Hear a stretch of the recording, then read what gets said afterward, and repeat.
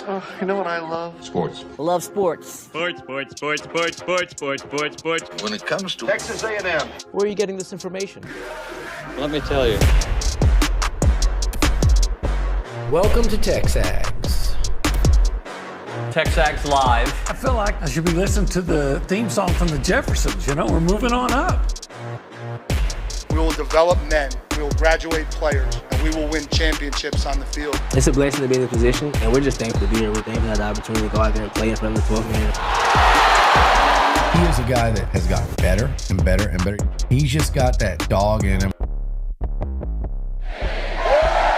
It's been special. The 12th man this past week was unbelievable. And this is a real program. It's not fake. This is a real place. And if you want to be really good at football, this is a really good place to be. You know, if I'm betting on anybody, it's the Aggies.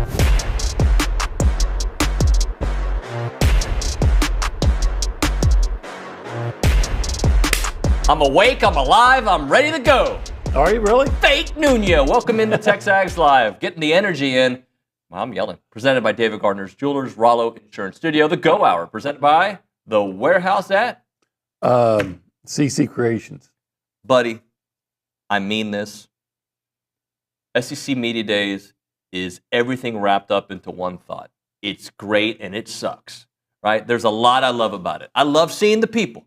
Yeah. I love hearing storylines.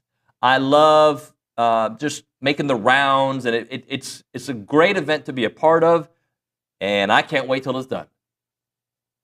Yeah, that was a particularly difficult one. Partially because of travel.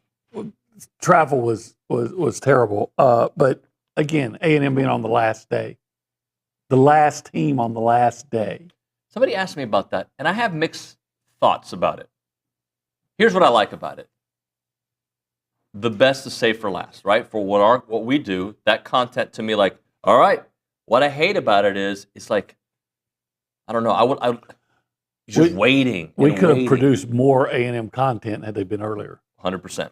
And, you know, I think, look, I understand it. Nobody cares about reporters.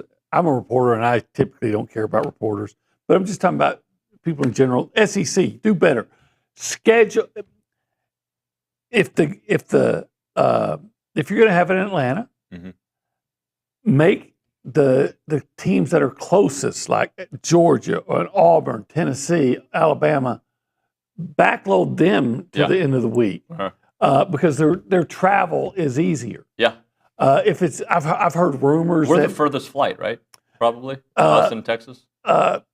Well, Texas technically would be a little further, but you can fly directly into Austin. Yeah. So you know. Start taking stuff like that and consider it. Next year, it might be. I've heard it might be in Orlando or Tampa. I'm going to party till 10. So Florida, Alabama, Georgia, again, make backload. If it was in Dallas last year, then okay, Texas, Oklahoma, A&M, Arkansas later in the week. Can I brag about us? I don't want to make it a long brag about us. And actually, I'm going to have two different rants at some point today. But we have such a, and I say this humbly, we have such a first-class operation. Walking around Digital Drive, whatever they call it, some really good shows are there, no doubt. You went on probably 16 shows. I was on a couple. Yeah, you were on a lot. Billy was on a lot. There's some really good shows out there, but there's no TexAgs. There isn't. Well, that's because of you. No. It was well before me. But we have. I will say this: Nick Savage deserves a lot of credit. Nick did a bang-up job. Yeah, the team did great. I know our audience is like, all right, enough of the pats on the back. We will talk about reporters asking questions at some point this hour. We will. But let's probably get to A&M football because nobody cares about media beef. Right. They don't. Unless people throw down. Yeah. And I'm here for it. Anyway, let's talk a little bit about some thoughts from Coach Elko. So I was lucky. I've tried many times to be the first question. Many times. Tried. I got it yesterday. Yeah. I think this is the soundbite we're going to hear from.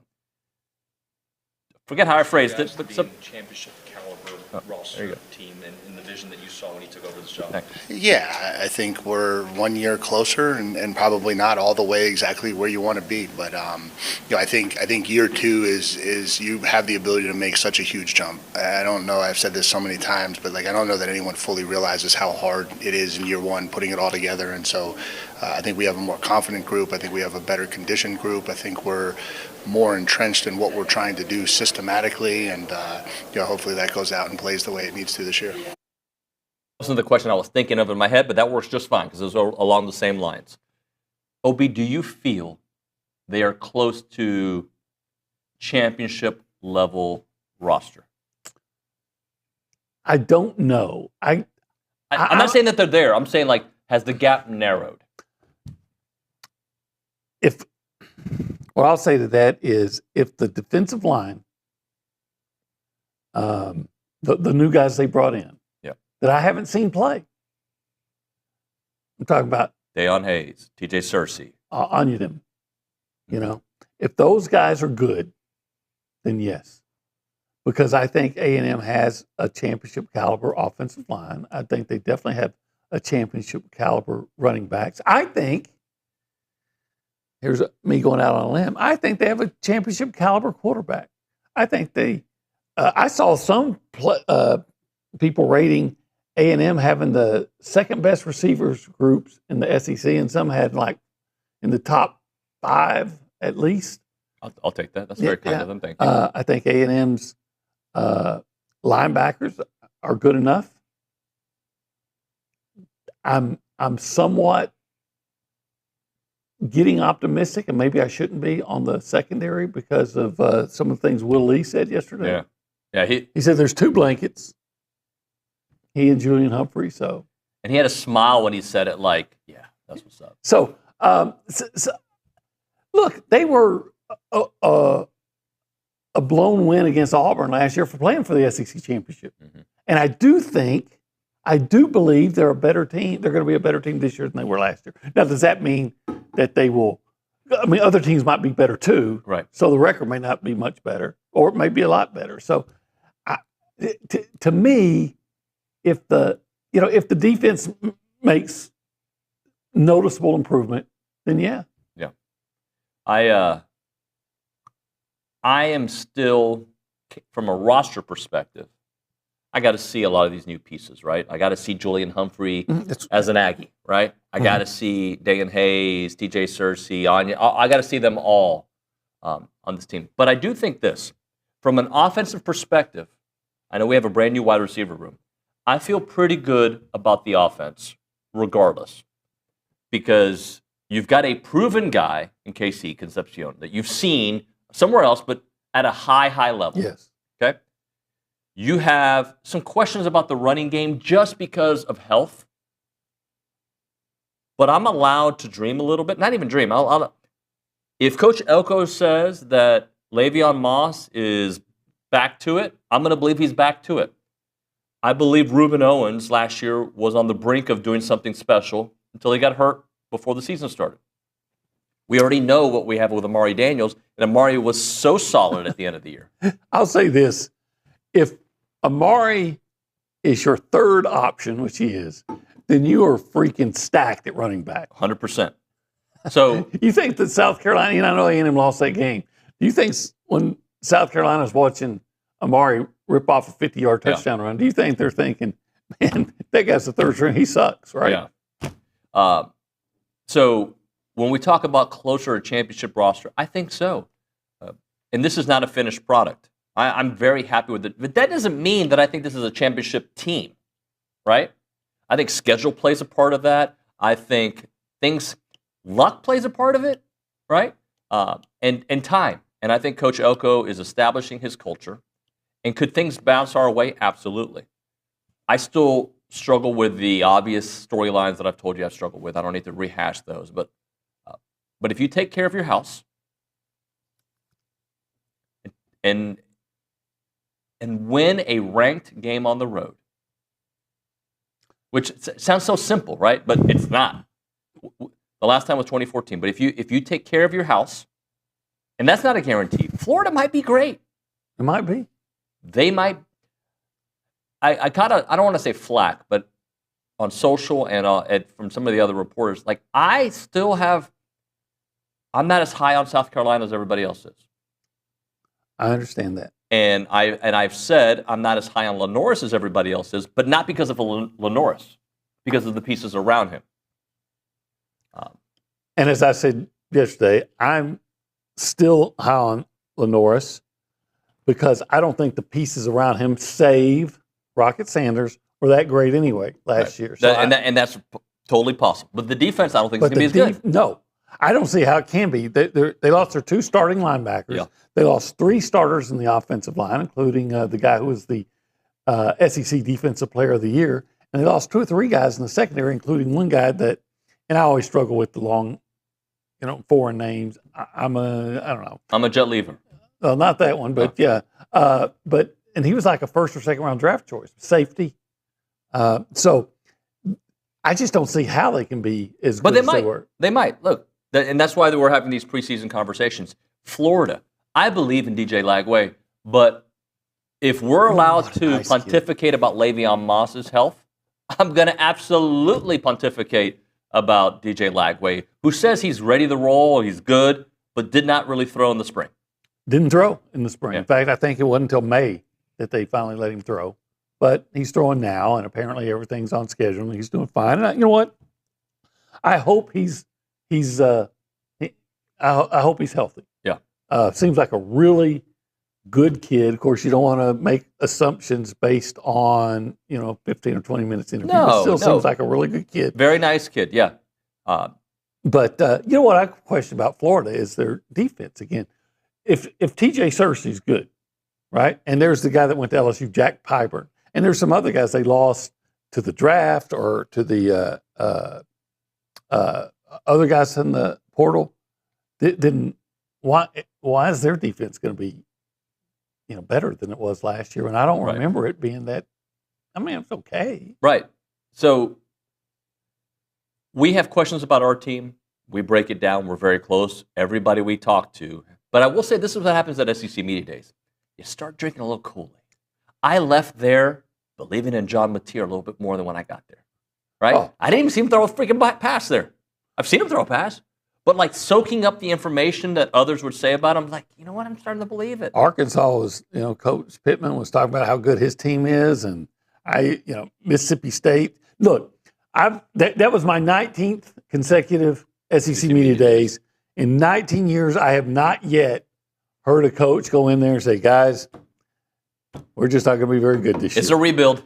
Yeah, We're trying. I'm going to get fired, so I haven't heard it. I've never heard it. So everybody's always talking about how good they are. What it is you got to decide for yourself which one what you're going to believe. And I don't mean to be so provincial, but I believe in Elko. Yeah. I believe he's telling the truth. I do believe in Elko. He is a ball coach. I had a friend text me, and I was blown away. He actually a reporter at a TV station I used to work at. If you want to figure that out, he's like, "Hey man, 13. Coach Elko gives me Bill O'Brien vibes. Is that how he is in person?" I go, "Not at all, not at all." And I was like, "What do you mean?" He's like, "Well, he just seems like doesn't laugh. He's like real focused." I was like, "No. I thought he's a funny guy. He's actually. And I think you're basing that on maybe on 1 or 2 questions with when they asked him about another institution in the state, right? Like, I was like, no, he's kind, he's a ball coach, and the guy's a freaking leader, right? I mean, he opens up, hey, anyone who bet or whatever that I was gonna come up here to the Eyes of Texas, you lost your bet. Right, it was funny. He's a funny guy. It was funny. And also, look, I've given Bill O'Brien the business on this show before. We don't have to rehash that. Bill O'Brien was a pretty good coach. I wouldn't say great coach. He was a pretty good coach. I like that he decided to not run the ball at Texas A&M. That's what I was. So that was great when he was at Alabama. But he was a pretty good coach who was very stubborn. But anyway, we'll move on. I got some thoughts on Marcel. We'll get to that here in a moment. We got to see him yesterday. We did. He was part of some leadership thing with about 100 guys. And I mean, I'm sure there are other quarterbacks that do this, but Marcel, I didn't know he wore glasses until yesterday. Yeah, but he went out of his way to say hi to you guys. You were at one section. He went out of his way to come say hello to me. and it was a genuine hello. The guy's he's just a very nice young man who I believe in. It's a very nice family. Yeah. His dad's very approachable. His mom's very nice. He is. So I'm not surprised. No, but still, it's a classy thing when you see, the people you work with. Yeah. And, make some time to just come over and say hi. It was funny because he walked up to Alex Miller from the Eagle and he said, "What are you doing?" He said, "I just finished writing a story about you." Typically, we're at the Holistic Planning Cool Zone, but Nick's got that camera. Good old Nick, who might be listening right now. If he is, I hope he texts. No, don't text. You're driving. But we usually hang out at the Holistic Planning Cool Zone here. We do, usually. Yeah, usually. But the cool just follows us. You want to open up the conversation and say hello to the people? Should Let's we do do that? it. Yeah, let's do. Yeah, let's do that. Let's go around the room and say hi to people. If you want to be a part of the conversation, call us up on the Buppies Catering and Bartending Hotline, 979-693-1150. Behind the glass is Cade Bickham, who I believe, I don't know if he messed up. I think he did a pretty good job this week. Yeah, of course he did. He always does. I don't know about of course. Colorado Cade wearing a hoodie in the summer. What's up, buddy? I'm great. Yeah, and I think I didn't mess up this week. There was some interesting things that happened with how we were recording, but everything worked out and everything ended up working out perfectly. And I thought SEC Media Days went really well on both ends. So as I do on the rewind, Cade, what was your favorite part of SEC Media Days?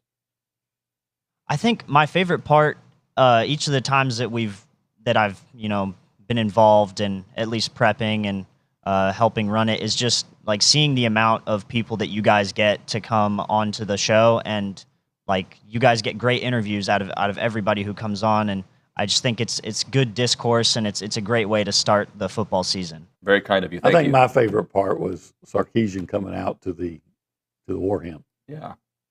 That was also hilarious. Yeah. If the shoe was on the other foot, right? Like they would be having a field day. Yeah, they would. I think we all have enjoyed it. I don't think we've overdone it. No, and they would. But if the shoe was on it, they would. But it was comical. So yeah. Let's go to the angry. Go ahead. Sarkisian actually didn't even respond to it. He didn't even know it didn't, because he was apologized to, and he said, well, what do you mean? Yeah. And they explained it to him, and I didn't know. Yeah. So sometimes maybe your folks are not thinking about that. And then they played Texas Fight as he left. It's the only coach that they played a fight song when they left. But somebody told me they edited the video. I think I read it on our boards whenever they sent it out with the right song. So okay. I don't know. I don't know if that's the case or not. But we go to the Angry Elephant News and Social Center. My oh my, Callie Garner. Good morning. It's good to have y'all back. How are you? Good. How are y'all? Energy's up. Yeah, I'm tired. I'm up there. Yeah. So y'all were talking about position groups earlier, and PFF put out their top 10 position unit ranks in college football. The Aggies ranked number 5 in the running back unit, number 9 in the receiving unit, number 3 in the offensive line unit. Is this nationally or? And number 6 in the linebacker unit. It was I saw it on Twitter from PFF. It was a graphic that they made. But is it SEC or the nation? The college football. I believe. Football, see? So say that again. Say them again. I want to make sure I let it marinate. The Aggies ranked number 5 in the running back unit, number 9 in the receiving unit, 3 in offensive line unit, and 6 in the linebacker unit. If I got all those things, I'm looking at it. If all those things are accurate, 10 and 2. Very likely, if your secondary and your defensive line. Well, because your receiver unit, we still got quarterback's obviously important, but I'm very bullish on Arcel. Yeah. All right. Let's get one more report in from Callie Garner. We did have a comment from the Brad Cave, and he said, Will Lee had the best response when he was asked how he felt about last season. He said that they needed to finish games. I rose from my chair yelling, thank you. Yeah. Nick texted us saying he is, in fact, listening. Hi, Nick. We miss you, buddy. All right, let's do this. He's probably driving somewhere through North Louisiana right now. He's a driver, right? He's like B.A. Baracus. Yeah. You know what I mean by that? Yeah. How many in our audience know what I mean by that? Our audience, quite a few. I bet you the zone audience definitely know NCW. The YouTube audience, I don't know if they know. Let's not tell them. The 18? Oh, I just did. No, I don't mind if they know, but why did I compare Nick? I bet you Nick doesn't know why I'm comparing him to B.A. Baracus. Bad attitude? No, because B.A. Baracus wouldn't go on a plane or a helicopter. Did you know I knew all about the show, but I never watched it? Oh, my goodness. What's wrong with you? I wanted to be like Hannibal, not Lecter. George Papard. Yeah, I don't know who it was. Is he part of my people? Is he Cuban? George Papard, I don't know. Uh-huh. Is Papard a Cuban name? No. If his name was Papardes, I might say yes. When Nick gets to town, I want you to take him to the 1775. I'll come with you, but I want you to take Nick to 1775. Done. I have no problem with that. I'll expense it. No. This was from your heart because how much you appreciate all he did for us. And then you gotta equal it with the right food for the right kind of heart. Yeah, well, I mean, if someone does a great job and they need to be rewarded, I think it's very apropos that you would reward them by taking them to 1775. I mean, that succulent brisket, that's a reward. That amazing jalapeno cheese sausage, that's a reward. The pork ribs, reward. Yeah. The turkey. That's a low-cal reward. Can we, for a moment, I ate everything this week. In fact, I ate more than anybody. I was the eater this weekend. You were. I ate it all. He ate it. And I would eat more at 1775. At 1775. But why are you laughing, Callie? I'm just saying, like, you guys act like I'm on this, like, always, like, a diet. I ate more than, I even had dessert with you folks. Did you? I had 3 bites of the cheesecake. Of the cheesecake that Billy ordered. Yeah. Yes, you 3. did. You did. 3. 3 whole bites. And I shared a spoon. And you didn't even ask for broccoli. That was the shock. The dessert is at 1775. This is the longest spot ever. Open Thursday through Saturday, 11 a.m. until they're sold out. 1775, txbbq.com.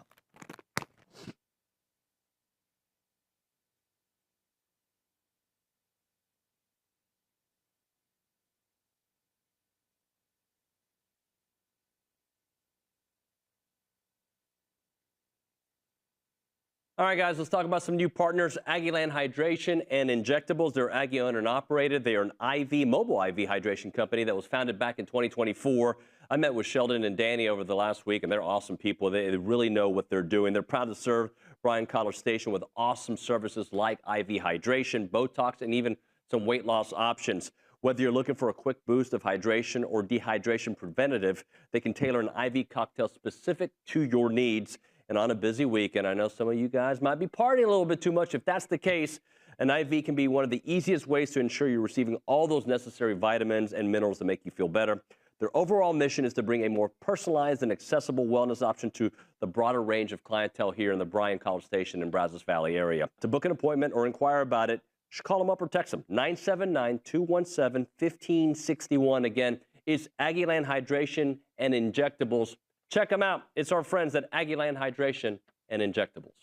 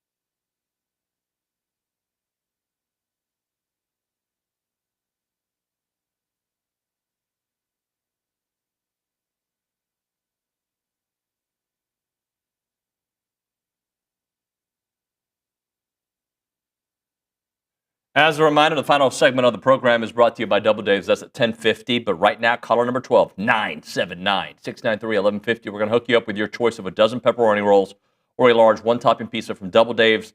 They've been serving Aggieland since 1984 with your favorite pizza and, of course, those world-famous pepperoni rolls. Reliable in-house delivery, bringing piping hot goodness straight to your door. Just click on doubledaves.com and your favorites are on their way. TexAgs Live, presented by David Gardner's Jewelers, Rollo Insurance Studio. Blake on the YouTube page says, let me see if I can find it. David, why does it feel like nobody talks about A&M being number one in scoring offense in the SEC play last year? I've said it many times on the show. We've talked about it. Maybe from a national perspective, it has been ignored a little bit because of the crash landing of the season. Yeah. Do stats really matter? If the only one that matters, of course, is what your record is, Yeah. right? And if you score 7 points and no offensive points against Texas, that's what people are going to remember. Yeah. But that is something I think you look at and think, wow, yes, A&M did lead in SEC games. Mm-hmm. That they led the team in scoring, or led the league in scoring. So how close are they? And that was with a quarterback that was thrust into action, Sure.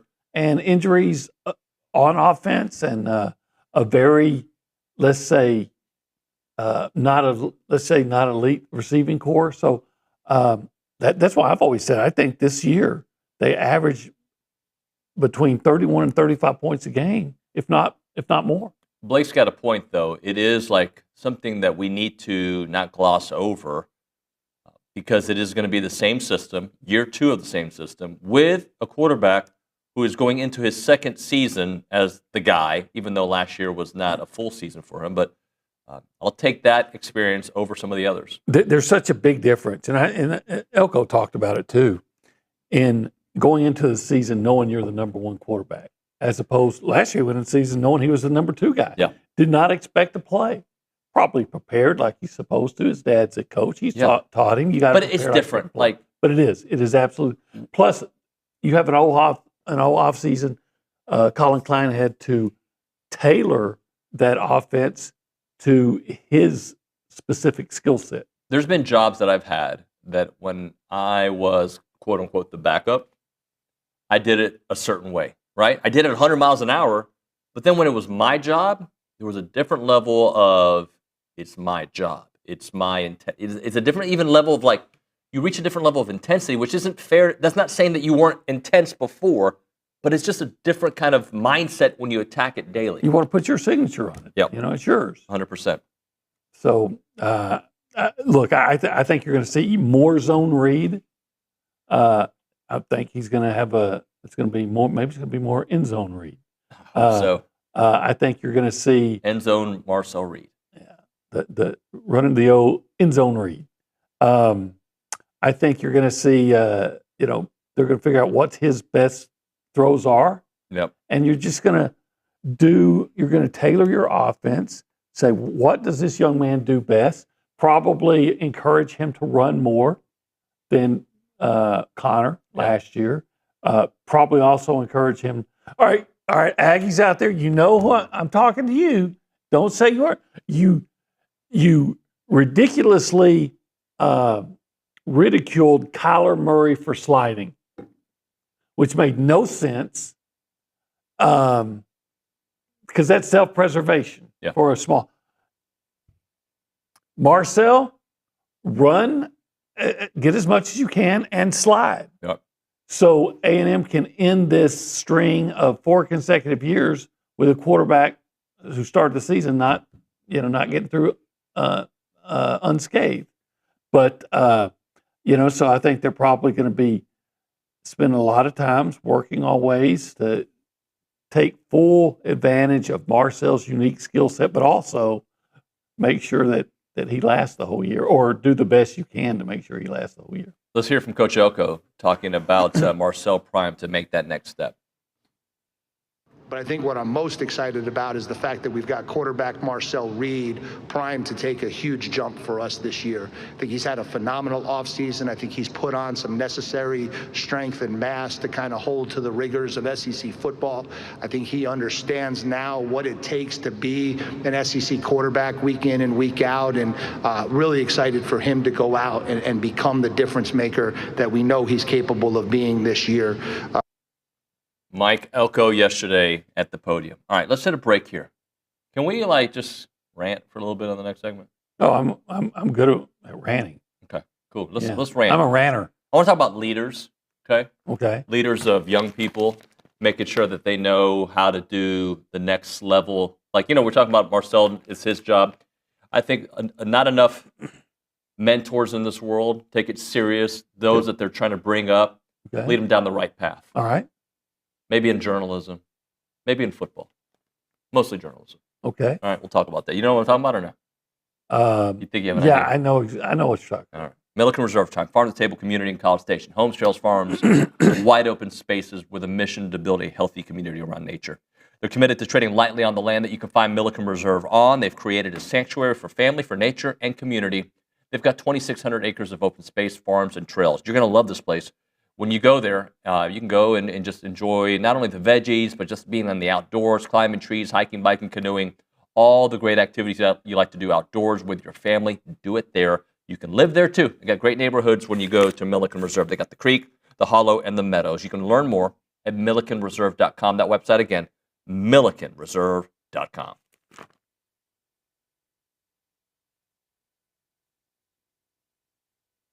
Hey everyone, David Nuno and Olin Buchanan and OB.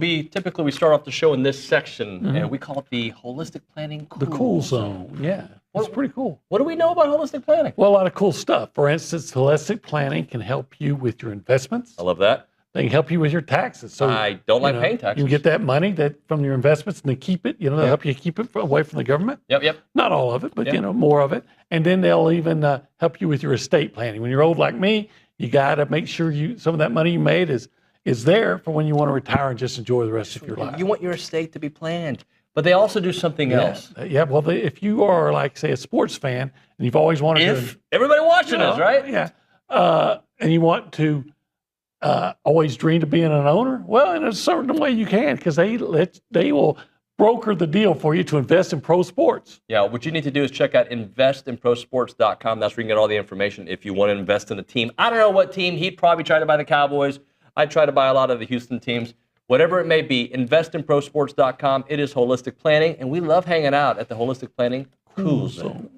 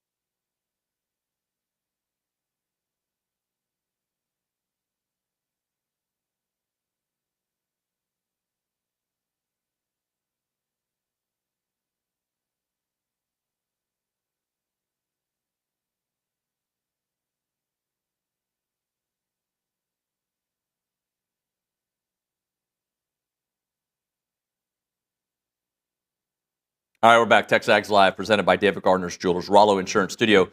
Go Hour, presented by The Warehouse at CC Creations. OB, I take great pride in, quote-unquote, coaching up our interns. Okay. Right?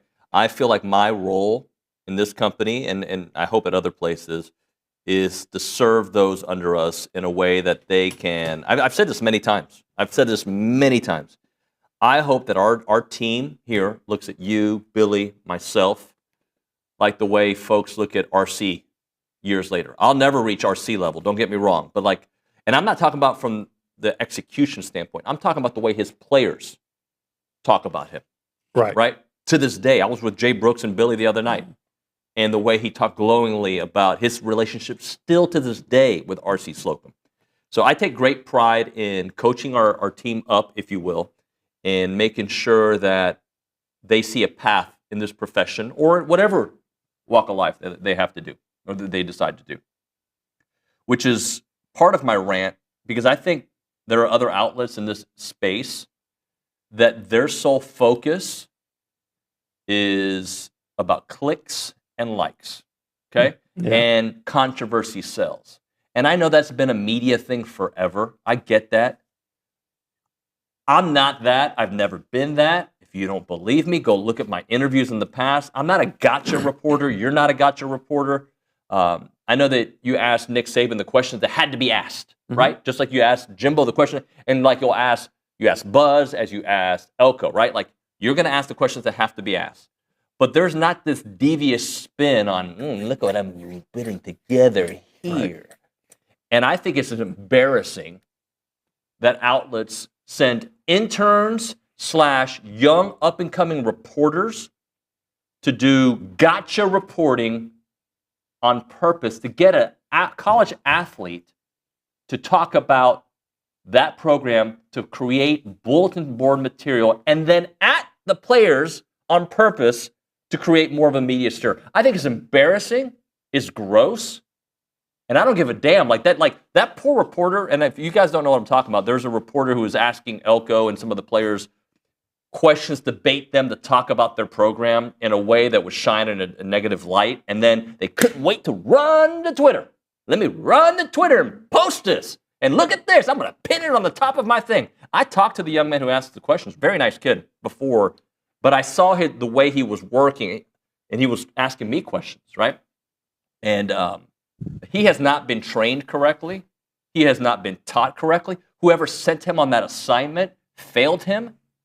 And it's embarrassing, in my opinion. And I don't give a damn what they say. I'm here every day. And I travel. Well, sometimes I travel, OB. I'm here for a conversation because Billy does not do that.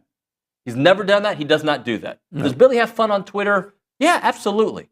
His thing is not about, I don't tweet enough. You don't either. We're the dinosaurs in here, right? But well, I've been told not to. Well, I just don't care anymore. I just want to talk to the people on this show, do great content, move on.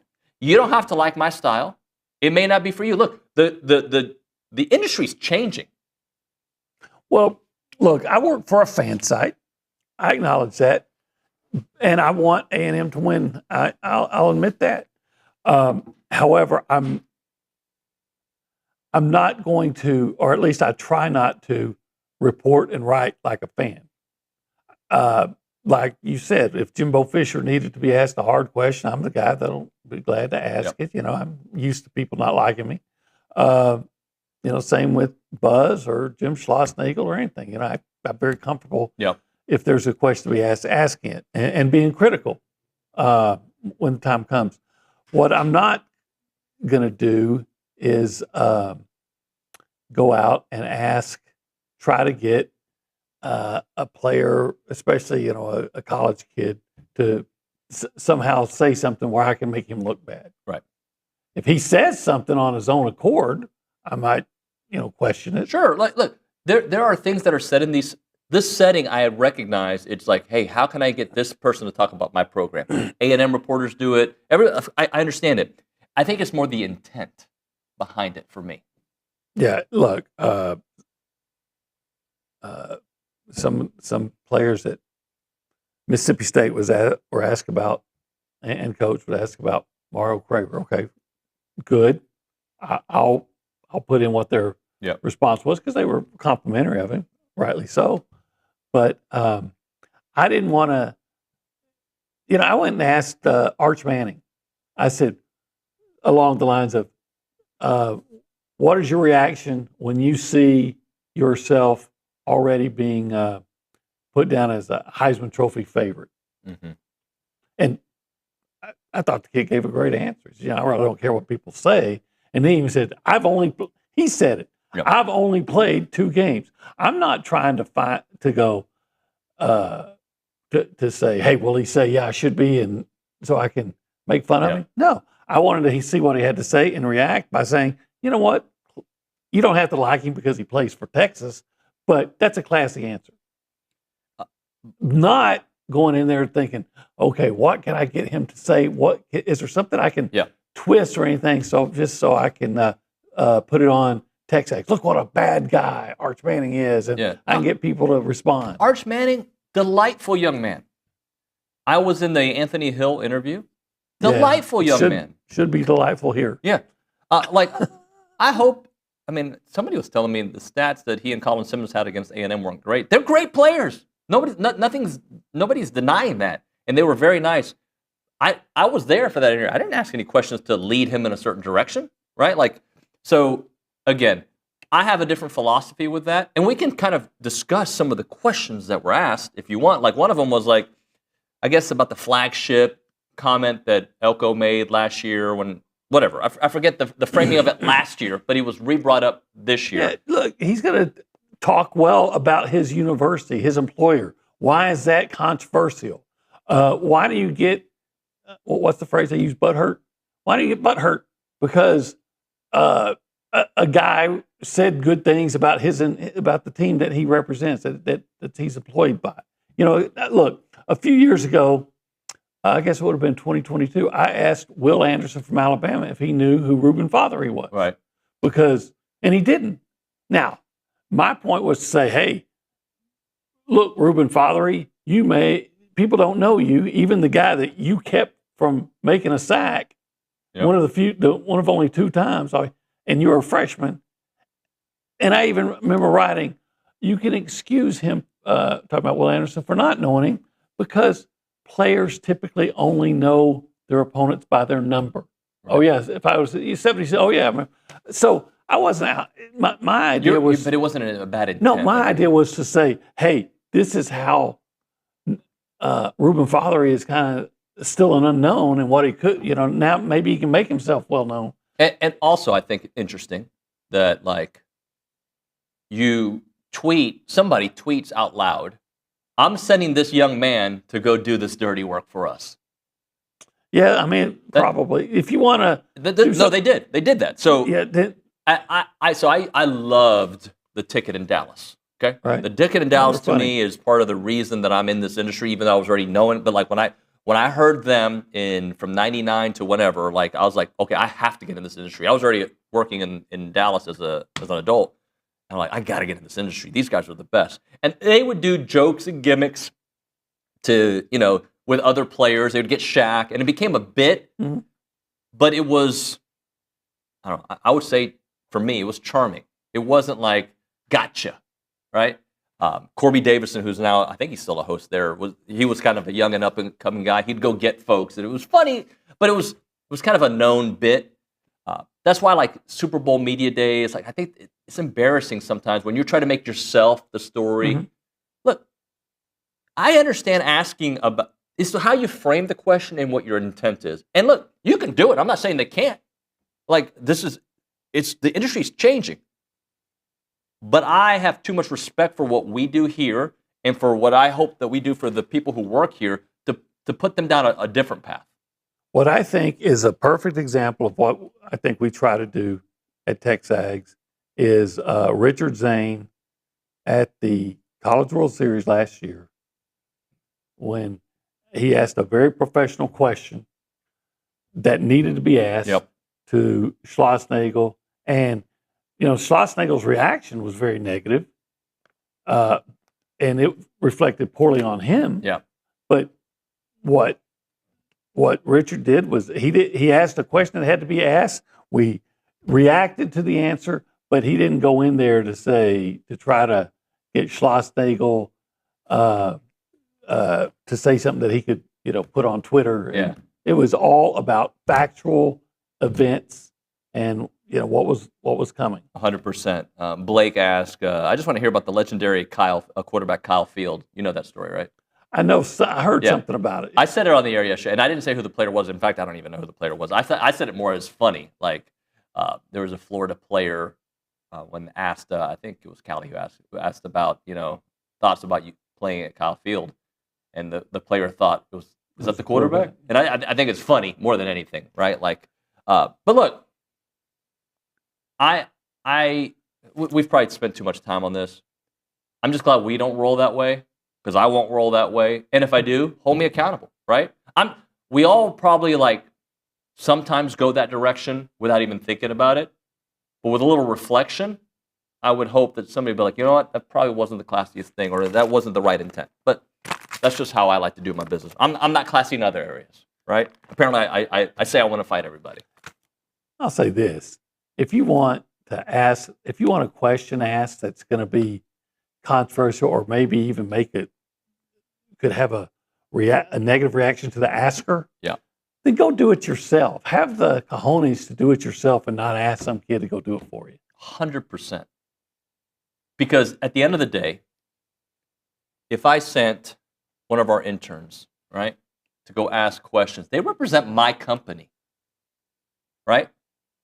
And like Billy probably wants Billy, you, me, Zane, and Bronny to ask questions, right? Because we represent the company, the greater good of the company. Doesn't mean you can't ask questions at a lower level. What I'm saying is, if you're gonna go that direction, own it.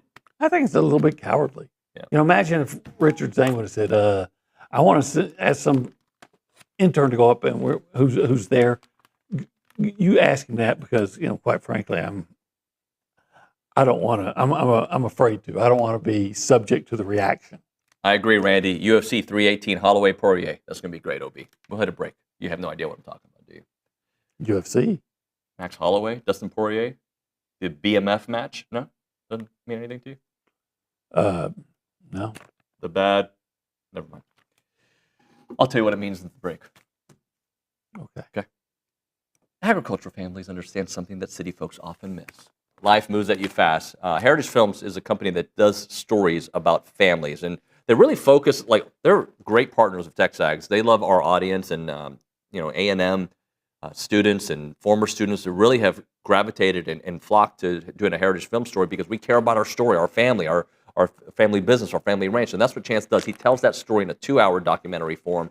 It is fantastic, and with his Farm and Ranch Films, newest kind of product that he's released, he's going to tell the story about that ranch that you have, 100 years that you've owned it, and the future and the past, so that generations that are going to inherit it are going to understand the values that family was built on. You need to reach out to Chance, who's done thousands of interviews about families, family businesses, and family ranches. Don't wait until it's too late. Visit yourheritagefilm.com, yourheritagefilm.com, and click on the Farm and Ranch Films section of the website, 713-893-8341.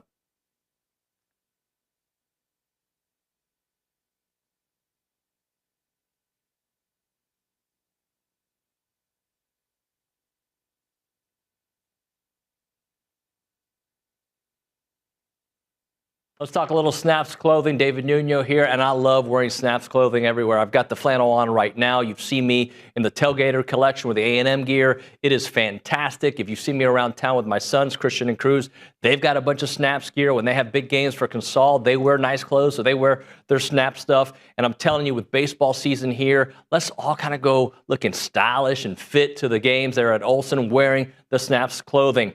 As a reminder, they are the only official licensed Texas A&M Pearl Snaps maker out there. Their Tailgater collection is built for game day with breathable, moisture-wicking fabrics to keep you comfortable while you rep your Aggies in style. Now, whether you're watching the game from home or maybe you're in attendance, you're tailgating, whatever it may be, you got to make sure you head to snapsclothing.com to see everything they have to offer. It is fashionable, it is awesome, and you're going to love it.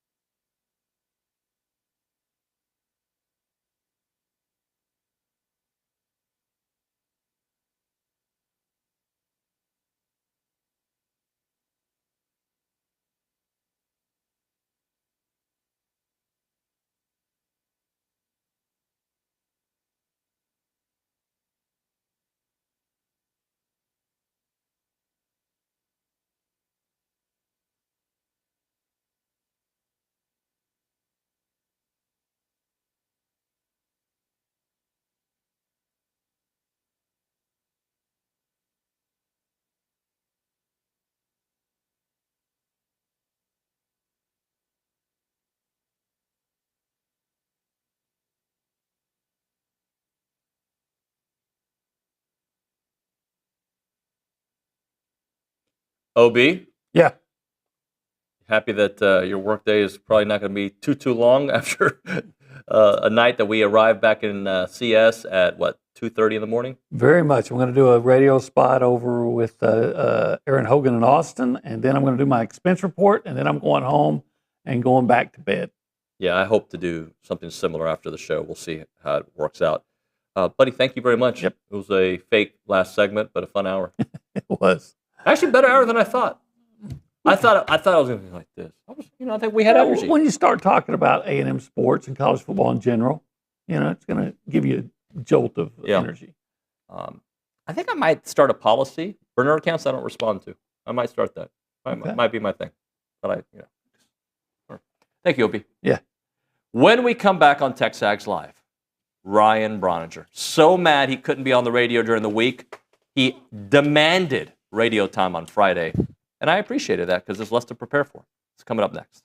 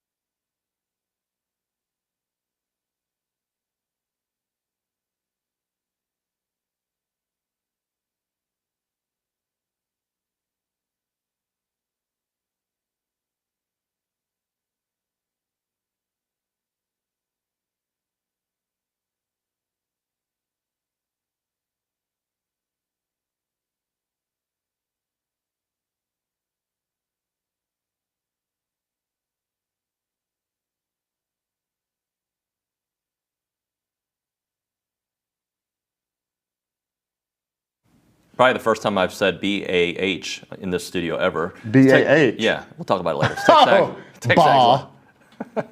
Bah, humbug. Yeah, that's what you said. TexAgs Live, presented by David Gardner's Jewelers, Rollo Insurance Studio.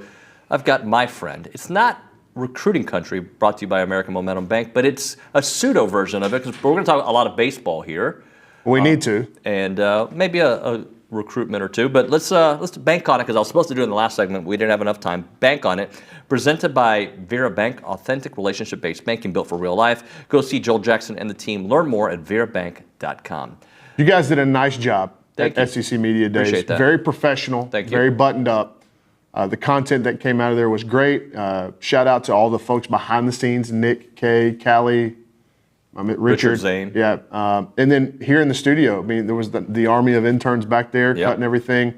Kaylee and Luke sat at the main desk just in case y'all had any kind of technical difficulties. They did that every day, in case y'all, for whatever reason, fell out and they had to kick it to the studio. So a full team effort and did not embarrass yourselves in any way. And I don't think that there are some people that went out there that can say the same. Yeah, it was. I spent a little time on that topic because I was offended when it was happening, and also I was next to it when it happened one time with our Mage. And I don't know. I'm just glad we don't do business like that. I almost, it's discretion is the better form of valor. So I typed something out and I decided against it last night. But yeah, I'm glad that our company does not behave in that way either. I probably shouldn't even mention it, but what are they going to do? Yeah. Confront me? We'll see. Please. Anyway. Bank on it. What are you banking on? Well, let's start with recruiting. Okay. I'm going to bank on Tylen Wilson's announcement later today. Feeling good? Being for Texas A&M. Okay. And this is a recruitment that, coming down to A&M Clemson, was probably running second, and then Arkansas. A safety out of Pascagoula, Mississippi.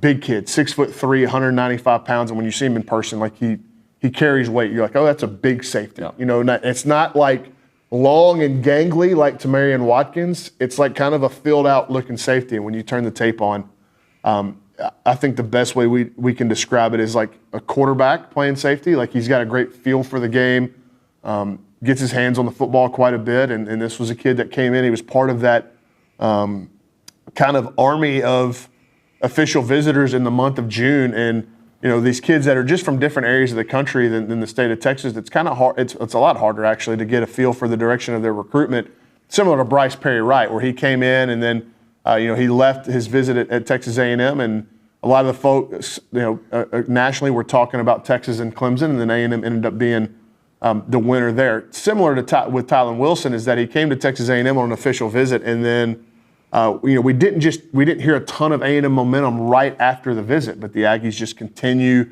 to be consistent in their messaging and their communication. I think when you look at safety, Ish Aristide, the coach there, kind of how he operates. You remember when he got Tom Johnson last year? It was right before the McNeese game in week 2.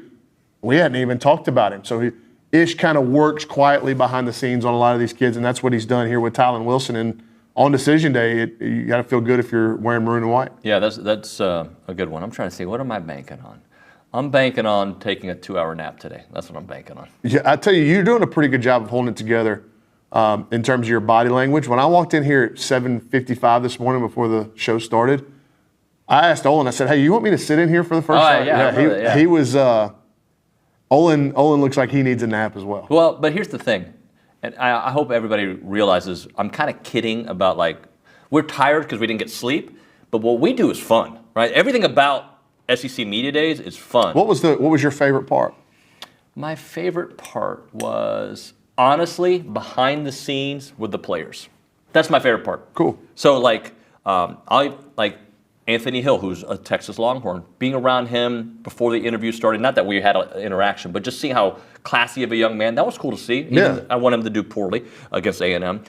Being around Torian before we had our one-on-one, he goes, dude, I always got time for TexAgs, and the love he showed us, Will Lee, Coach Elko, Armage. I mean, I was with Armage a lot yesterday. Was there a player from another SEC team that you thought stood out with the way he handled himself and just where you're like, that was a really impressive kid? People have talked enough about Arch, but I was very impressed with Arch. And Lagway, very impressed with Lagway. I knew whenever he took the stage and he had the gaggle around him, I was like, he's going to do so well with this stuff. Just because I've known him for so long. DJ, and I told him this when he committed to Florida. I went to one of their games and watched them play, and I told him before the game, I said, hey, man, congratulations on your commitment to Florida. I want you to know that I'm a DJ Lagway fan. I don't care what colors you're wearing. The way you handle yourself, the way you conduct your business, the type of leader you are, how you interact with other people in the community at Willis. And it's kind of translated into Gainesville. You can see how beloved he is by that fan base. He's going to have a chance to come here, and a lot of folks are going to have their eyes on him playing at Kyle Field.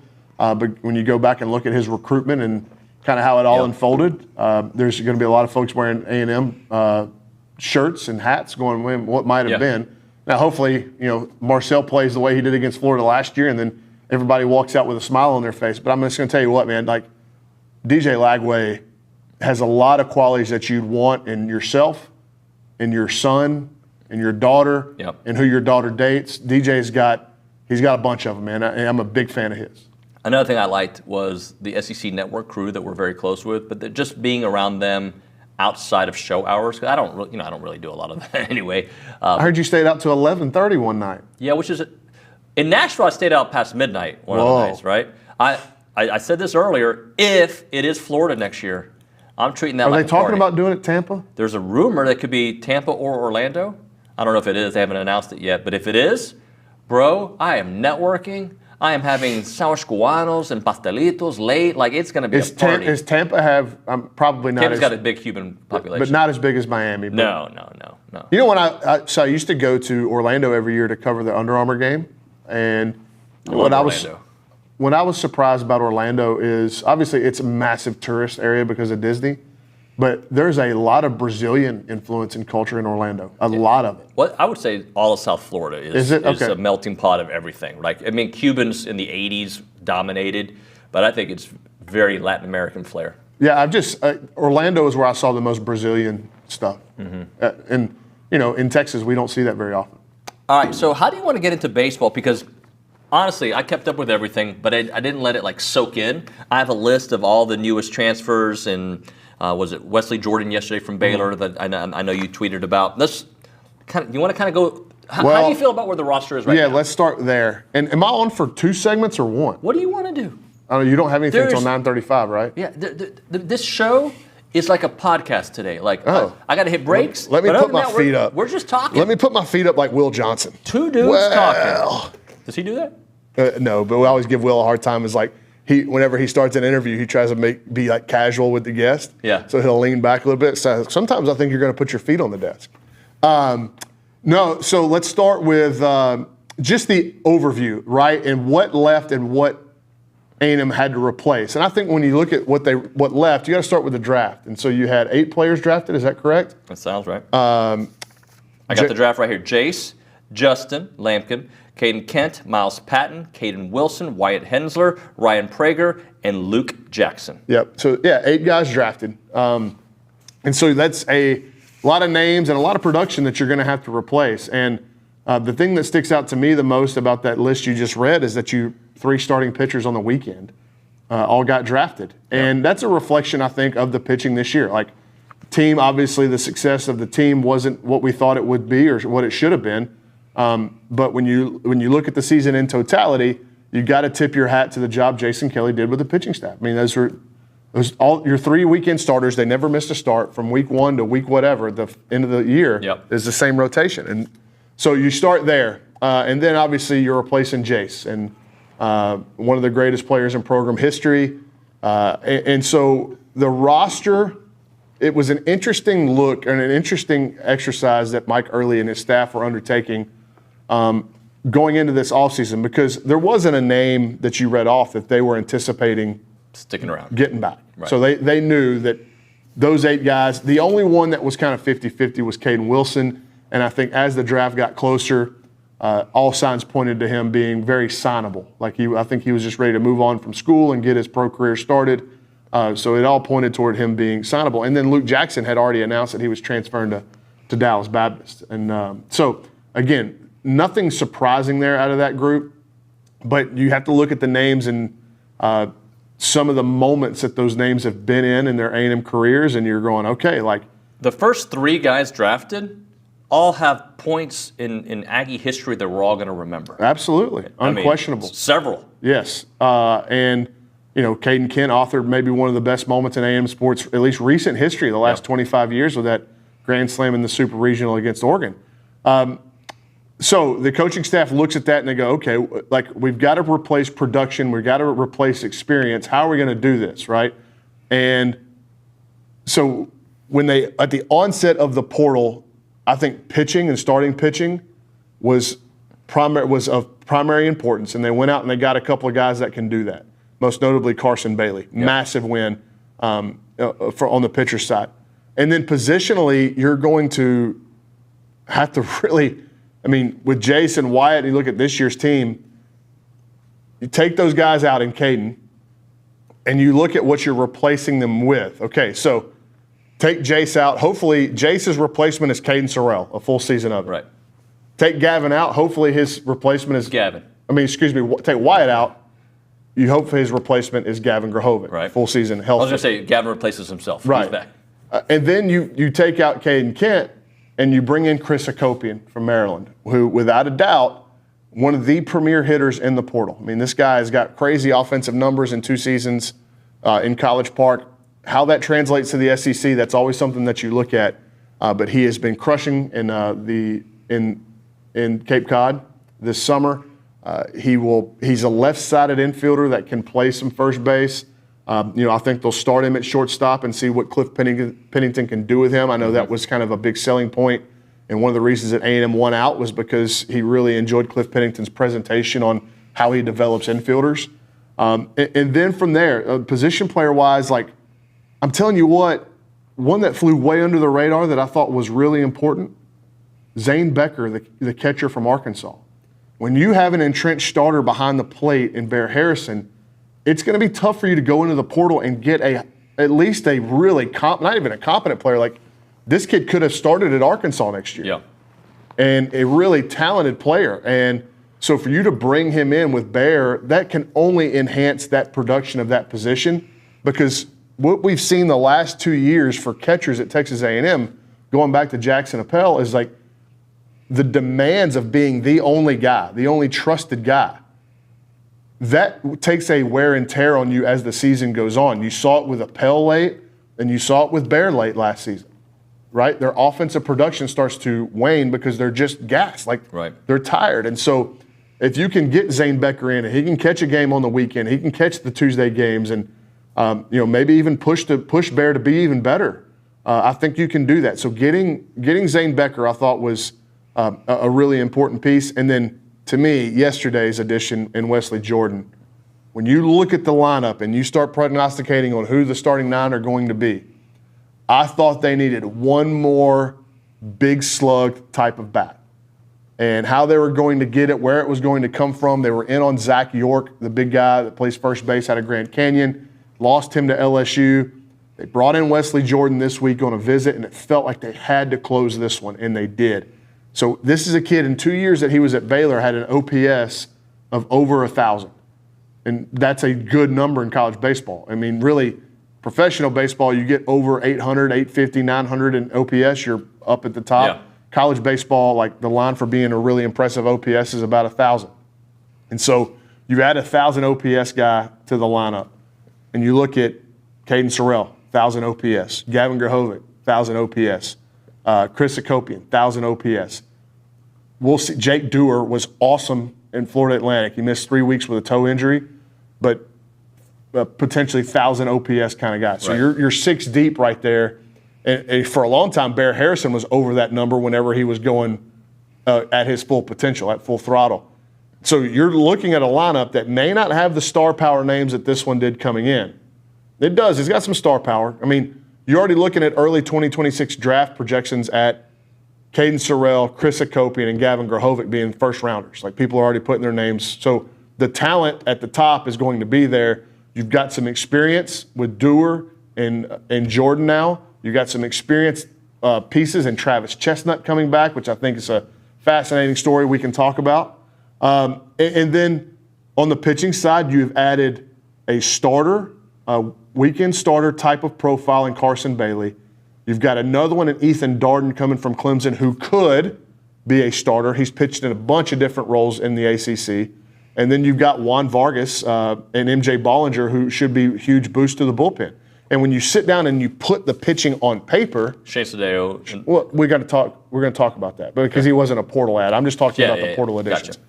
But we do need to talk about Shane coming back, and we need to talk about the high school class. And maybe right now is a good time since we're up against the break. We can cut it there. But when you look at what the transfer portal class they brought in, I think it addresses a bunch of needs. I think it gives you pieces.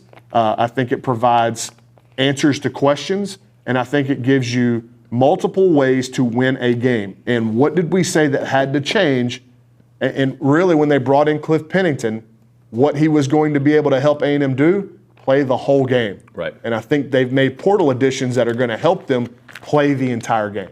All right, we'll hit a break there. Right now, we're talking Duck Camp. Awesome gear at Duck Camp. If you haven't tried it on, I know Bronny wears it. I wear it. Everybody here at TexAgs wears it. If you haven't put it on, you're missing out because it's fashionable, but it's also classic. It's something that you can wear in almost any setting. You want to go out fishing, they've got the gear for you. You want to go hunting, they got the gear for you. You want to just go outside and just hang out, Duck Camp will take great care of you. Their clothes are fantastic. If you haven't seen it, check out the website, duckcamp.com. They've got all the items you can imagine. So if you want the hoodie, the long sleeve hoodie, and you're like, why would I wear a hoodie? It's going to sun protect you, right? Like you're not going to get burnt, and it's light and it's awesome, right? So for Kyle Field, when you're going and it's hot, you want to have the right gear. That's the place to do it. It is Duck Camp. Check them out. They can stand up to the toughest conditions, but also happily sit down beside a fire and drink a few cold ones as you make time with your loved ones. It is Duck Camp. The website, duckcamp.com. That is duckcamp.com.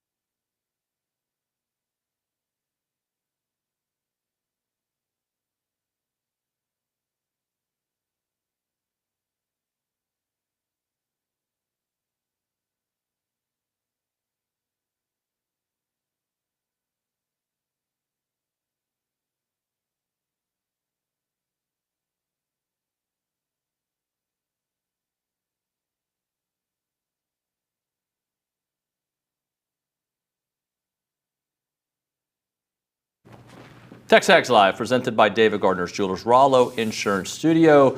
Ryan Brauninger is with us here on the program as we continue talking a little baseball, one more segment. So we left it at we need to talk about the high school players, and we need to talk about Shane Sadeo. And I would put Shane Sadeo and Travis Chestnut kind of in the same book because the last time that we saw them both play at Texas A&M was in the 2024 season. Right. Let's start with Travis really quickly. Obviously, got his waiver approved. A lot of work had to be done by him and his family to get the ball rolling. They were working on it over a year, right? Yeah, and get him the ball rolling and get his year back so that he could come to Texas A&M. He had a good year at St. Edwards, Division II last year. And it's a good piece, right? Because he's a good defender in the infield. He's a good defender in the outfield. We obviously know that he can impact games late on the base pass and the panic that he causes opposing defenses.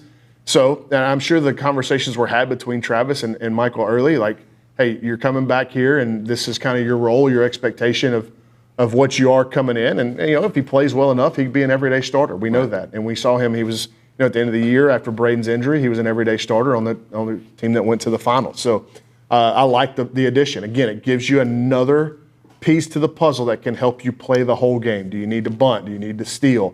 Do you need to make late game decisions on who's on the field, and Travis can impact multiple positions in that way. It's a good piece. It's a good add to the roster. For Sadeo, that's the biggest one. And I don't care, Chris Akopian is going to be of that same level in terms of prominence. Yeah. But getting Shane back is massive. It's obviously a leader in the clubhouse. It's a leader in the dugout. It's a leader in the pitching room. And it's probably your Friday night starter going into the season. And whereas you lost Prager, Lampkin, and Patton, now with Sadeo coming back and Weston Moss coming back, you've probably, I don't want to get ahead of myself, but you've probably got 2 of the 3 weekend starting spots figured out. And then you brought in Carson Bailey to be that guy. And so you're going to go from a starting rotation who was awesome this year. They really were. They were really good. Justin Lampkin especially was sensational. But you are going to upgrade the overall arm talent in your starting rotation, if it's those 3 guys or even a mix in with these freshmen. And that's a good segue into this freshman class because there are still ongoing negotiations with 2 kids that got drafted, Matthew Boughton and Chase Bentley. Matthew Boughton got taken in the 11th round by the White Sox. Bentley got taken in the 19th round by the Milwaukee Brewers. I've been posting updates in our transfer portal tracker thread on those. I should have a more definitive one soon. Okay. Where like every day we are inching closer to what is this fall roster going to look like, and the decisions of those 2, whether they're going to sign professional contracts or come to A&M, will only further that further us toward that completion of the fall roster. Outside of that, okay, they got some really talented players to school. They lost a couple, which is expected each draft, but they got some outstanding players to school. Okay. Nico Partita out of Pearland is one of the most talented baseball players in the state of Texas. He can play any infield position outside of first base. He can really hit. He also pitches. It's up to 98, 99 miles an hour. Okay, Boston Kellner might have been the best player in the state of Arizona, position player in the state of Arizona. Profile similar to Gavin Grahovic. Gavin's probably a touch more physical. Kellner's probably a touch more refined coming out, but very, very similar profiles to Gavin Grahovic. And then the guy that I don't think enough people are talking about in college baseball circles, and especially those that evaluated A&M's class, is David Ramirez from Clear Springs, a left-handed pitcher. There are folks that you talk to that have seen him for a long time that said they thought he was the best left-handed pitcher in the state of Texas. Now, Johnny Slowinski got that title. He signed with A&M. He got picked super early. He's going to start his professional career.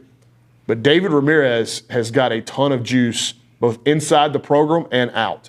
So they think this kid is going to come in, and if he's healthy, he missed over half of his starts his senior year with a back problem.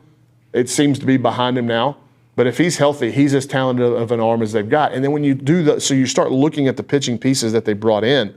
And I love the late addition of Hunter Vincent out of Prosper. They got him super, super late.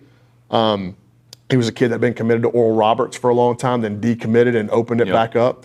A&M was able to win out there. He's got some really intriguing, especially his secondary stuff. I could see him pitching next year as a true freshman without question. When you look at what they did bringing in transfer portal arms, freshman arms, And then the returners, right? And it's a really intriguing group of returners. Josh Stewart, fully healthy, off the surgery. Maybe his shoulder needed a break too. So he's fully healthy. I think people may have forgotten that he was coming back. I like Gavin Lyons. I like Caden McCoy. We saw enough out of those two last year as freshmen to make you go, okay, year 2, they could take a real step forward. So there are big question marks with the pitching. There are. Until they go out there and do it, outside of Shane Sadeo and Weston Moss, and I would even throw Josh Stewart in there, pretty reliable when he was healthy. But there's a lot of question marks surrounding the pitching.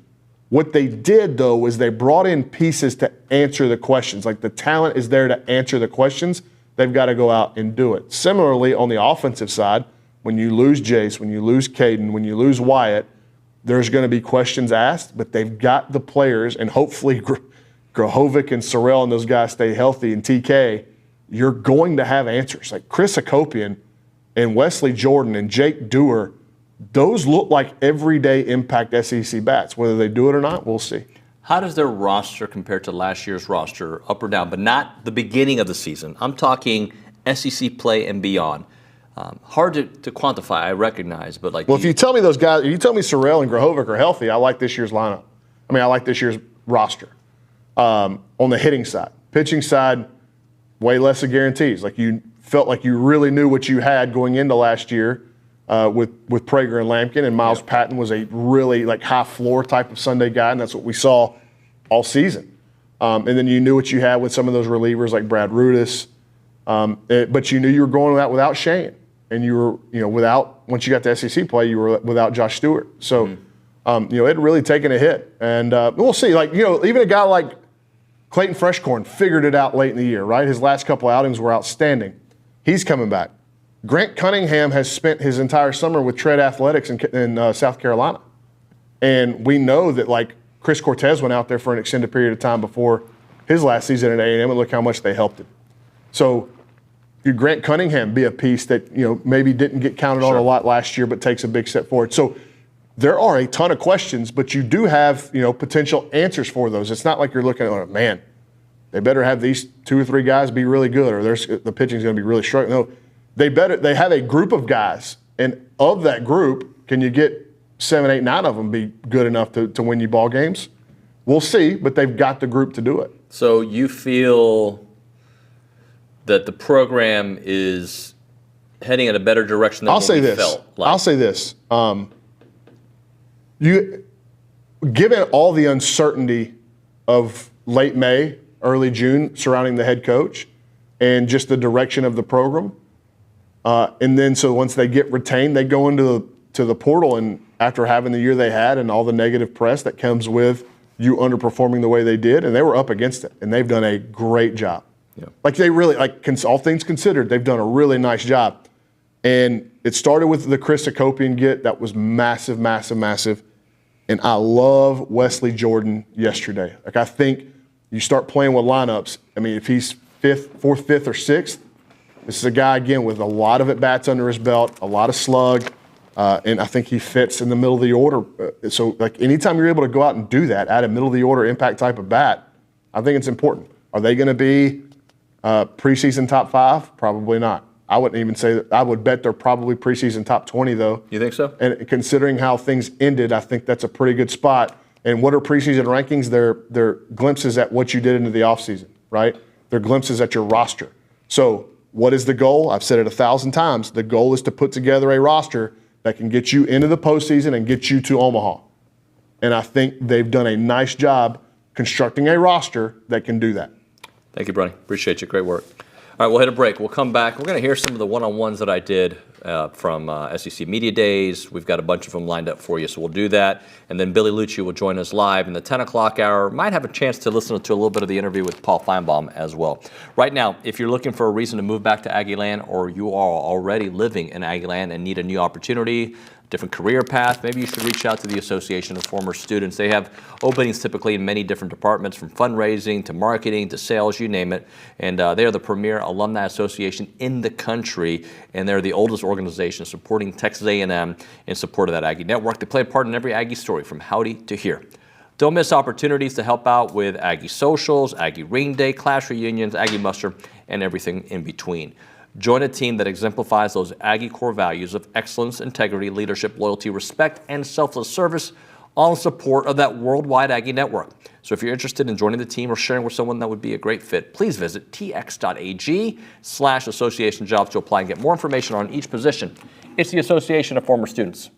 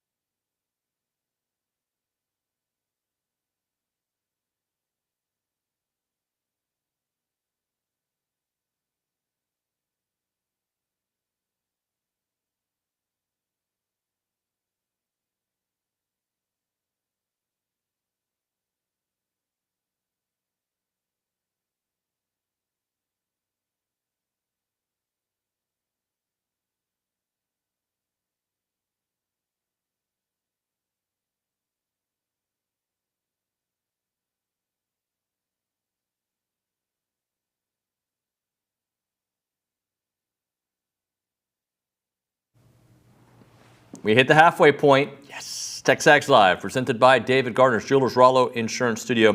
So a couple different interviews I wanted to play. By the way, this is Around the SEC, brought to you by the Jackster Group.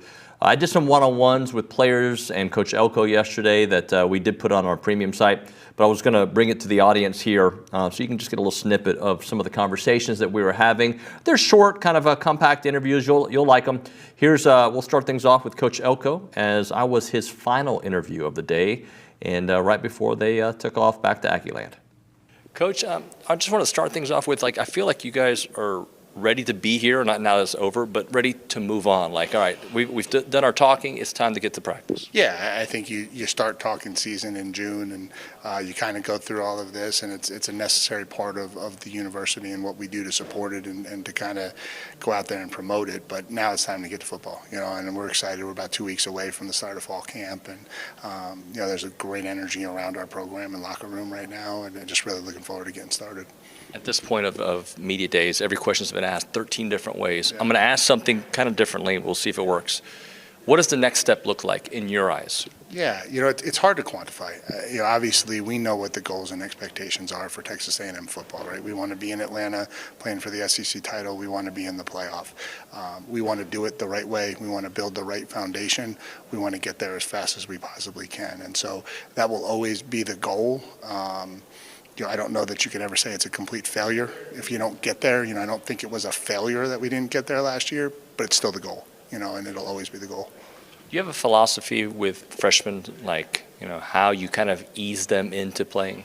Yeah, it's not really. I think nowadays, you're trying to get them ready to help as much as they possibly can. And I think each kid comes in at such a different spot mentally in terms of his readiness to help and contribute. And so you try to set up a path for them to go out there and showcase who they are and how they can help you while not really counting on them completely, because you just never know. And I think some of them have kind of, stepped forward and I think will play vital roles this year. And some of them will show up in fall camp and have really developed from the end of spring ball. And some of them will need a little bit more time to develop. But it's always a hard thing to judge. I've never gotten that one right more times than not in terms of who is really going to come in and help until you get them there and you start working with them. Defensive line going to look different. Can you talk about the different ways you can manufacture a pass rush? Yeah, I think, one, obviously, I do think we've replaced our guys with some talented players, and we're really excited about Cassius Howell and Rylan Kennedy and how those guys are going to step up. I really think Dayon Hayes and TJ Searcy are going to add some really quality reps for us. I think Solomon Williams is going to step into the next part. Sam and Pemba is going to step into the next part of their careers and be able to help. And so I don't think it's as dire as maybe the paper shows when you remove those three names. And then I just think we've got to figure out how to do it, and whether that's simulated pressures, whether that's giving those guys more of an opportunity to do it. We'll see. We'll kind of see where that plays out through fall camp. Do I bring the beard back for next SEC Media Days? Yeah, I'm going to leave that one up to you. There's one thing I'll never touch on, and that's your style. I coach ball, you do style, so we appreciate that. Thank you, sir. Thanks, David. Appreciate you. Yeah, appreciate you guys. All right, Armajé, I'm sorry I have to say it. I snickered when Olin said your name earlier. Did you a little bit? Yeah, it totally slipped my mind the other time, but yeah, it was definitely funny. Olin's a great guy, though. I love him. He is great. Yeah. I do want to do one other fun thing before we get to business. Mm-hmm. If we exchange jackets, and I wore that one, and you wore this one, would it be a good look on me? Or? I think I wouldn't even be able to get in there. You fit. You built way better than I am right now. I had a lady say, you definitely didn't play sports yesterday to me, all right? For real. And I was like, really? Have you seen this 12% body fat? Anyway. Very athletic. You look like you can run now. Yeah, I can't, but I appreciate that. Let's talk about, fans, analysts, sometimes we get too much into the last part of the season and stuff. But Coach Elko said something today, if you take a step back and look at all the things we did last year, yeah, we didn't finish the way we wanted to. It was the right step. So what's the step this year?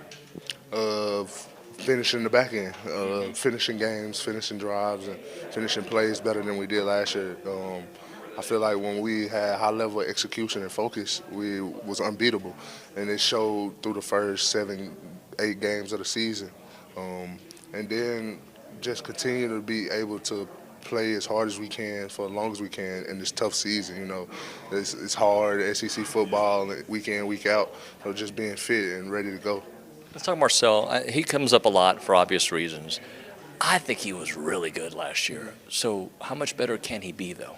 Yeah, that was just a small sample size last year. Yeah, I ain't got to see who he really is. Like, the guy is special when he's throwing the ball. It kind of zips out his hand and it lays in places that he wants to. And then, I don't know what he can do with the ball in his hand outside the pocket. So Marcel is taking amazing jumps and be on the lookout. When we talk about this running game, I know the running game isn't slept on. People talk about Le'Veon, but let's talk about it for a second. Freaking Le'Veon Moss, boss. Reuben Owens, boss. Amari, boss. EJ started lighting it up at the end of last year. Talk about that group like it doesn't matter who's in it, it's going to be something productive. You can go 1-4 and 4-1 anytime. Like, they all bring something different to the table, but they all bring something special. And they complement each other, and it's the love that they have in the room for each other. It really makes us believe that we can do this because, like, those guys are sharing the ball. Those guys sharing the backfield and carries. So if they can, come together and for the common goal, we all can.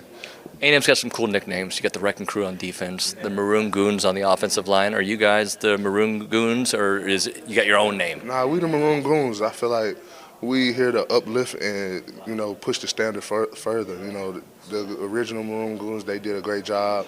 And, guys that came after them trying to live up to it. But we trying to bring it back and bring it further, like bring a Joe Moore to Texas A&M. Last thing for you, this offensive line. People are talking about it being nasty. How nasty can they be? Super nasty. We can really dominate folks, do what we want to them. Pass, run, anything we want. And if it come down to it, we can run down people's throats. We got too many running backs and too many returning offensive line to let anything like that to stop us, and we know it. So we taking it personal. After a very long NFL career, I expect you to take my job at TexAgs one day. Yeah, I'm coming. I'm coming. Thank you, sir. Always. All right, we're talking to Will Lee. Will, one of the things that struck me about you being here is you're really happy to be here. Like, you're enjoying this moment. Talk to me a little bit about that. Like I was saying, me being here is just like the biggest thing to the world to me. It really shows like how hard I worked to get here. And then like I was talking to Tori in York like weeks before this whole event, and I was like, man, like I gotta get here. Like this was before we had a last person to come, and I got the text message I was coming, and I was just ecstatic. Like I couldn't believe it. I was speechless. So me being here, like it means the world to me, honestly. So being probably the top defensive player on the team last year, right?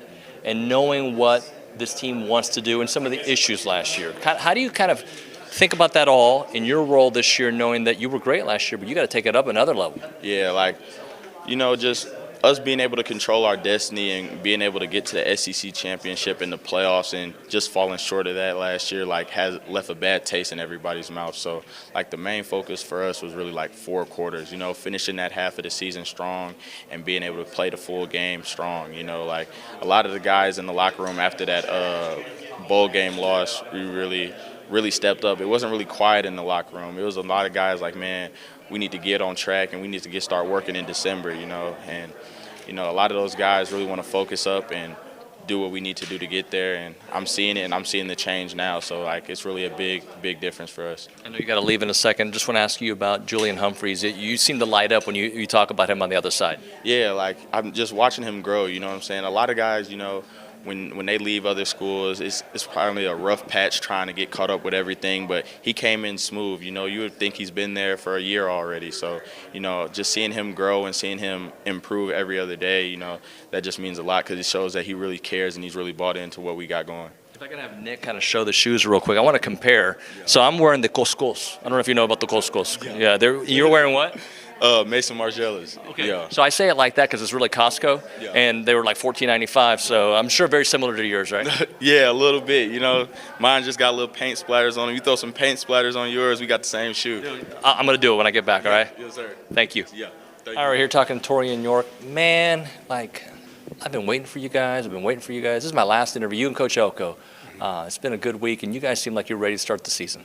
Oh, we are. We're fired up, man. Like I've been telling everybody all day, man. I've been scratching and itching. I can't wait to get back out there, be on that field, just be in front of the fans, man. I'm looking forward to it. I feel like the feeling from the guys I'm talking to is that, yeah, we know what happened last year. This is a new year. This is a new us, and we're kind of angry about last year, so let's move on.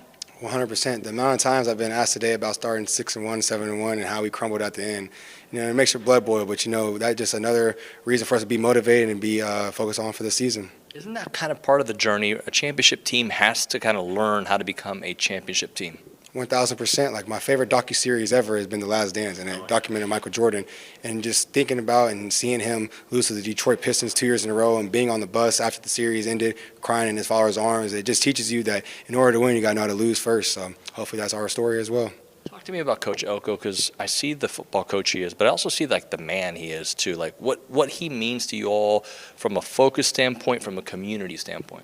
Like a true role model for sure. Like Coach Elko, of course, he's going to coach you hard off on the field, but off the field, he's going to know everything that's going on. He's in the know. Like he's extremely hip to what kids like these days, and that's why he excels in recruiting, because he understands how to build true relationships with his players and his recruits. All right, not off the record because we're on the camera, but did it feel like some of the other programs, media were trying to get you guys to say something about their school? And I feel like every time I was in one of these interviews, you're like, we're just focused on us. Of course, you get guys from Texas, of course, you get guys from Auburn, and, they're going to ask you a lot of questions about how I felt to lose to their team that they cover. Of course, they're baiting you into saying something, but you have to be cognizant of that and not allow them to get it to you like that. Good luck, brother. Talk to you soon. Appreciate you, David. Thank you. Thank you. All right, Tori and York yesterday. Fun. Those are fun. I love doing those. We'll hit a break. We'll come back with Around Aggieland. I think Callie Garner's doing it, right? I'm sure that Kaylee Dreyer will have something for us at the Angry Elephant News and Social Center. All right, let's talk about the Rollo Insurance Group that builds lasting relationships with their clients, and they want to help educate you on exactly what you're buying. They'll do the shopping for you. They want you to help you understand why you're buying it and what it's going to do for you in a crisis situation, with expertise in everything from home to auto to business to specialty coverage. Their independent agents provide a option or options tailored to your specific needs, and they take time to explain these policies so you know exactly what to expect when that time comes, if it comes, in plain language, ensuring that you're never left wondering about your coverage. Their educational approach empowers you to make informed decisions about protecting your family, your home, your business, your ranch, whatever it may be. Many clients discover better protection at competitive rates by simply just calling Rollo Insurance and finding out what the opportunities are. Experience the difference with the great people at Caldwell Country Chevrolet. I love them too, but Rollo Insurance. It's just that line. It popped up. Visit RolloInsurance.com/TexAgs. RolloInsurance.com/TexAgs. Call them up, 888-44-ROLLO. That's 888-44-ROLLO, Rollo Insurance.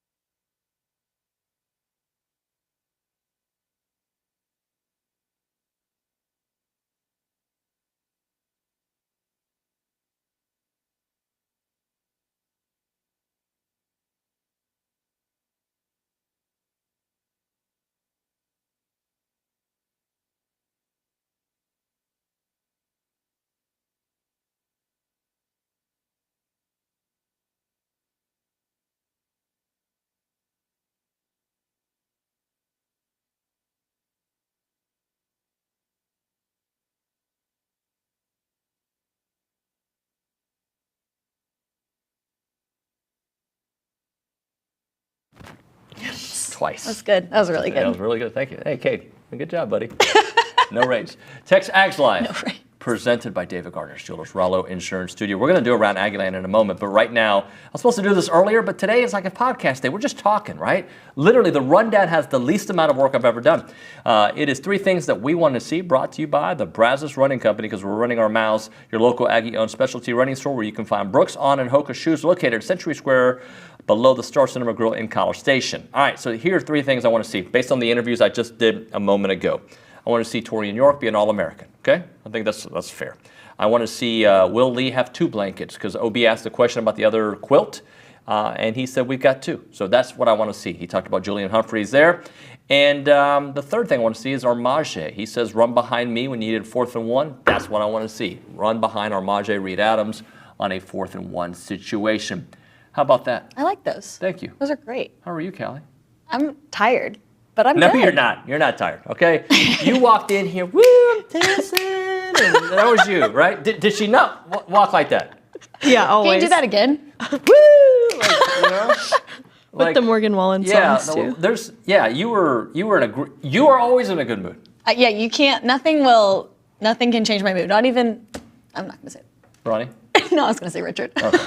Well, you did a great job this week. Thank you. Thank you for all So your did social you. media work. I was average. But thank you for your social media work and, of course, booking big guests. The competition was on. Oh yeah, you doubted me, and then No, that made there me was not a doubt. It was a false doubt. I or refocused you.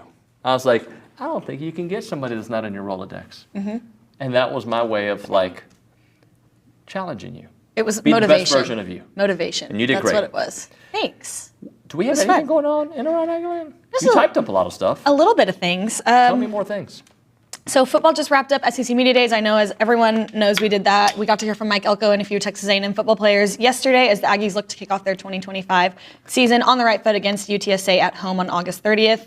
And voted on by the media at SEC Media Days, the preseason All-SEC awards will be released today, along with the projected finish of all the 16 SEC teams. I know we posted David and Billy and OB's posts on Instagram and their picks that they have for the projected finish. On the baseball front, the Aggies had 8 players selected in the 2025 MLB draft this past week, with Jace Laviolette going in the first round at 27th overall to the Cleveland Guardians and Justin Lampkin going 71st overall to the Kansas City Royals. And Texas A&M is the only program in the nation to have 3 or more players picked in every MLB draft since 2001, and at least 2 players have been selected in every MLB draft since 1984, which is the longest streak in the nation. On the transfer portal front, Travis Chestnut is returning to Texas A&M after spending a year playing for St. Edwards, where he hit .308 with 54 RBI and 40 stolen bases. The Aggies picked up another transfer commitment in outfielder Wesley Jordan from Baylor, where he hit .306 with 10 home runs, 41 RBI, 18 doubles, and 50 games he played in this past year. And on the men's golf front, Texas A&M men's golf team will open their 2025-26 campaign at the Gopher Invitational, slated for September 7th through 8th in Minnesota.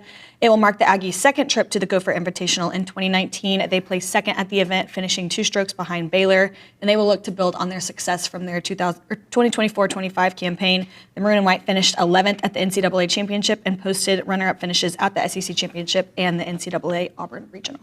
Great stuff, Calita. Thank you very much. All right, we'll hit a break. When we come back on TexAgs Live, Billy will join us during the 10 o'clock hour.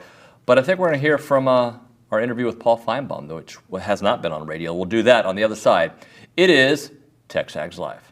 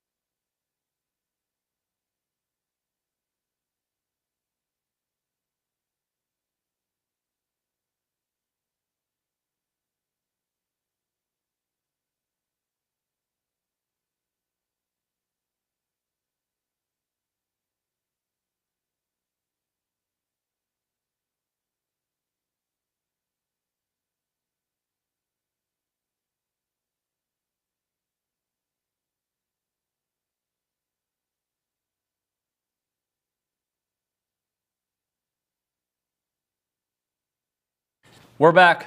TexAgs Live. We're presented by David Gardner's Jewelers. We're in the Rollo Insurance Studio. Hour number 3 of the program. Billy on his way to studio. We'll get him here shortly. But right now, let's look back at some of the fun times on Media Day that you didn't get to listen to on radio.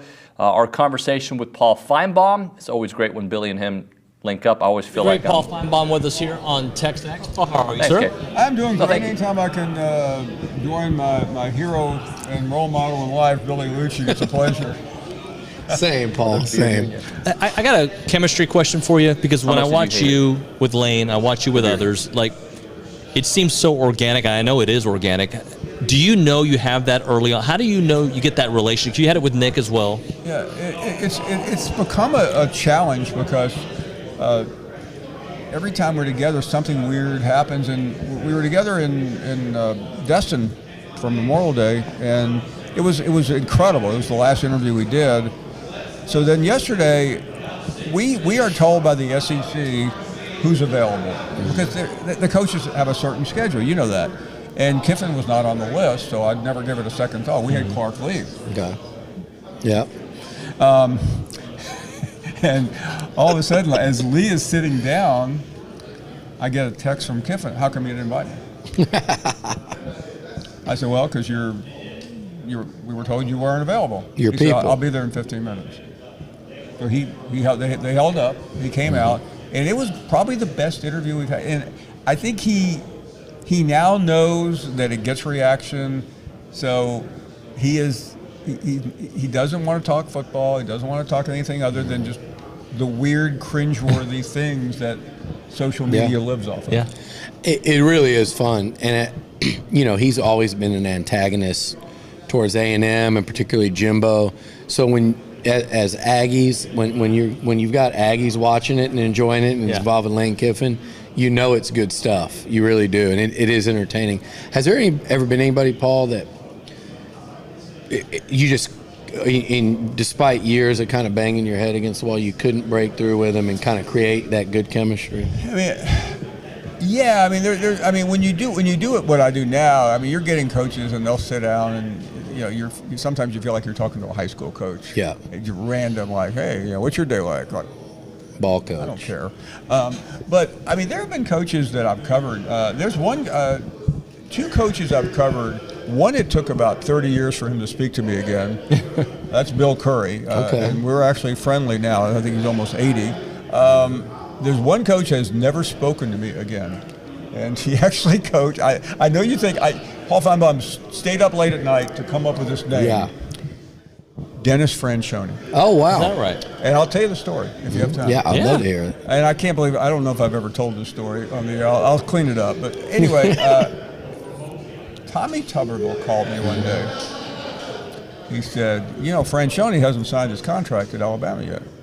I said, okay. And he told me some stuff he had heard. And he said, you might want to call him or Gary Patterson. So I go, I called Patterson. Yeah. He was pretty coy. But you could sense. But I knew something. Patterson was obviously at TCU where Franchione, he had worked under Franchione. So I called Fran. Mm-hmm. Get right to him. I said, Coach, great to talk to you. I'd met him once or twice. This was like 2 months after he got there. Yeah. I said, I just want to run something by you. I picked up from a couple of different people that they said you haven't signed your contract yet. And the reason is there's some scuttlebutt about certain things, and I would just like to talk to you about it. I mean, it wasn't like a formal question. Yeah. I'd like to talk to you about it. Yeah. Didn't hear a sound. Mm-hmm. I waited about 30 seconds. I said, Coach, dial tone. Oh, wow. And that was it. You never talked to him. He never spoke to me again, and he's never spoke to me all these years later. We need to make that interview happen. I will tell you one thing, now, and you'll have to help me with the score. But whenever Oklahoma beat A&M 77-0, I know the score. 77-0. I stayed at Kevin Sumlin's house. It was very possibly the happiest day of my life. It was not the happiest of ours. I went up there, and Sumlin was an assistant coach, and I went up there to the game, and we were looking forward to catching up, and I was ready to drive back from Norman, Oklahoma, the 6 hours to College Station, and it's like, come on, like you gotta I was like, it was 77-0. And then went and had dinner and drinks with the OU coach and staff afterwards. So you can imagine how that went for me, Paul. We didn't get the Fran Feinbaum interview. I even had a call about a year or two ago from, I think, his son-in-law, who was doing a book or something. He was Really? He said, I know you know my dad. I go, well, not really. My father-in-law. But I mean, I have nothing against him. I just asked, and off the air, I'll tell you what I asked him. But I don't think it's fair to Fran. Yeah. But he was such a, by the way, he was a weird guy at Alabama. I mean, it was always strange. It never really fit at A&M. I ran into him a couple years ago at Kyle Field. Aggies played Florida, and a bunch of his former players were in a suite. And I went up there and talked to him. We had a real good conversation. It was the first time we'd talked since he left. And I think enough time had You passed. set something up with him? I'd like to kind of bury the hatchet. I would love to try. All right, that Paul Feinbaum with Billy and myself a couple days ago from SEC Media Days. Billy's in studio now. Hello, buddy. Hello, David. How are you? What's up? Rested Good. and ready to roll, right? Yeah, I mean, we pretty standard return. You had a little delay from storms. Zane tried to book us Carrabba's at the airport. It was way too long. If I would have known somebody was having a medical emergency on the plane before we took off, You would have gotten it. we would have had Carrabba. Actually, I wouldn't have. My dinner was horrendous for the record. Well, I had the worst slice of pizza known to me. I ate 2 bites, and for me to eat 2 bites of a piece of pizza, it's got to be really bad. It's not Dave Portnoy. Yeah. It's not 1 bite. Everybody knows the rules. It's eat the pizza, and then those are the rules. But yeah, no. So I ended up. I think I got back about hour and a half before you guys. So both all of us late nights. Yeah. And by the way, forgot the ring again. Forgot it again. Thread about the whole that. thread. For those that don't know, there was a very interesting commentary. At least people, I'm all for people having fun. It's the people that feel the uncontrollable need to be dumbasses, as you know, that bothers me. If you're going to have fun and talk crap like we do to each other, that I laugh, and I definitely laughed on that thread. But it is funny, the ring saga. I think even my mom tried to weigh in. She goes, I know he lost it once, but he replaced it. I've lost 2. I've lost Aggie rings twice. But so I'm on my 3rd. How do you lose it? Like, do you just... One, a river and it just came off? One, I left in a hotel room in Cabo. We got about 12 minutes up the road, turned back, called the hotel, told them, got there, gone. So, I mean, what's that? And we had to catch a flight. And there was like 6 of us. The other one was stolen by my ex, not to implicate my ex. Stolen? Not my ex-girlfriend. Oh. I don't date thieves. My ex cleaning people. Brought like a younger, like their niece in, who was like probably, high school age, to help them clean.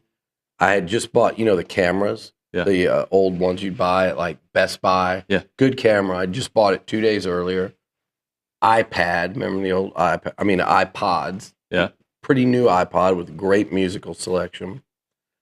And then my Aggie ring. And before they came over, I was like, I'm going to put it just because. And I put it in this specific drawer. And I came home later that day. It wasn't in there. And did you fire him? Fired him. The girl brought back and admitted to him, brought back just the iPod and not the ring or the camera. And I was like, okay, then you have 24 hours to just bring it all back. I'm going to call the cops. Only time I've ever called the cops on something, called the cops. And apparently that was what she was doing, and she got in trouble. So that was it. But you never got your ring back? No, it was gone. Oh. So that's 2. And this one, I lost way too. I over-missed the target on my weight loss, which was walking and cooking at home and not having a sip of alcohol or soda for 14 months. I remember those days. No judgment, but it wasn't Ozempic. I think it was pre-Ozempic. I just actually did it, but I overdid it. I looked like I was on drugs. I'm sorry, I just thought about something that we learned this weekend about Ozempic, but continue on, please. Oh, I didn't learn anything. I got to hear about this. You learned. You were there. Go ahead. Interesting. So, anywho, I Yeah, as we keep talking about the ring, but it didn't fit. It was just flying. If I was talking to you, it would fly and hit you in the head. So now it fits again. Imagine that. A couple football seasons under my belt, and boom, fits again. And then I'll start wearing the ring. Couldn't find it. 3 months. About 2 months ago, I found it. Okay. But, you know, there you go. Got to get back into the flow. Got to get back Since you needed to know What so do you much. lose more? And this is aloe. It's not Lululemon. No offense to the fine folks at Lulu. If they want to sponsor us, they can email me at nuno@texags.com. And if you don't want to hear about my wardrobe, you're just going to hear about it more. Jackass. Which person are we talking to? It's just the one person. We don't need to hear about Billy. Don't listen. You're hearing about our lives and sports and Aggie sports. And if you don't like it, don't listen. Here's a sports question We've for you. talked a lot of we have. football, probably more so than any group of people that covers a football team. We've probably produced more content, and I think better content. And I think most people around the country would acknowledge that about this website and this company. I'm not going on a rant against anyone in particular here. No, this is just telling our staff, you guys did such a great job all week. I would say no one out there produced the quality and caliber of content, the quality and caliber of interviews, the quality and caliber of everything, the commitment level. And people up there with much larger operations are less staffed. I mean, you know, much more broad. They cover the whole country, you know, the whole conference. And I'm just really proud of the product this week. It's your leadership, buddy. It's us at our best. And I was really you had a vision of what you wanted from this event, and every year we've tried to gotten better and better and gotten better, right? Which is going to be hard to get it better next year. But we're going to continue to try. And for those of you that love this show, young David Nuno over here, whether he has his I wasn't young with a beard that aged him 10 years or not, has people really love being interviewed by him and being on the show. Well, thanks. It's very kind of you to say. Tell me that when you were not around. Thank you very much. That's very kind. Can I ask you something football related that's not football related? Oh, sure. That's interesting. So when you talk about losing your ring, how often do you lose your remote control to your TV? Because it's every day at my house. Every day, because I have 2 of them. Because I'm not savvy enough to consolidate everything, so I've got 2. It's a smart play. And no, it's stupid. It's like I don't know. I need someone to come over and just say, "Here's the." So anyway, I watch most of my TV only at night before I go to bed, or when I'm getting ready for bed. Should be in the bed then, right? Should be. They both should be, and they get lost amongst stuff, and there's cracks on the side about that big between that and the bed frame. Yeah. So you have to get up and do all this crap. So yeah, I was trying to record Feinbaum last night at 2 a.m. after getting home, and I said, "Oh, it's on. I'm going to record our part." Olin and I thought it was really funny. Paul was great. Elko and him were funny before that. And my other remote, I can't record. It's for like the whole Netflix and all that. So I'm like, people that know me are laughing right now because this is so on brand. But I'm looking, and yeah, finally find it in time to record the part. So you were able to see it? Yeah. I haven't watched it yet, but I'd like to watch it. Any stories from media days that stood out? It could be from people on the podium. It could be from you going on other shows. Anything like when you're like, I hadn't thought of it that way. Or because you know what happened to me, Billy? It's so weird. Like the spins that happen at media days from all programs, right? I came away like more impressed with John Mateer than I thought I would, just based on the intel from people. Like, and I knew what he did, right? Yeah. But like hearing the confidence from everybody about that guy, like I kind of came away like, all right, maybe he is that guy. Maybe Jackson Arnold. A lot of people think he's going to be a difference maker, and I didn't come away from him that way, but I did with Mateer.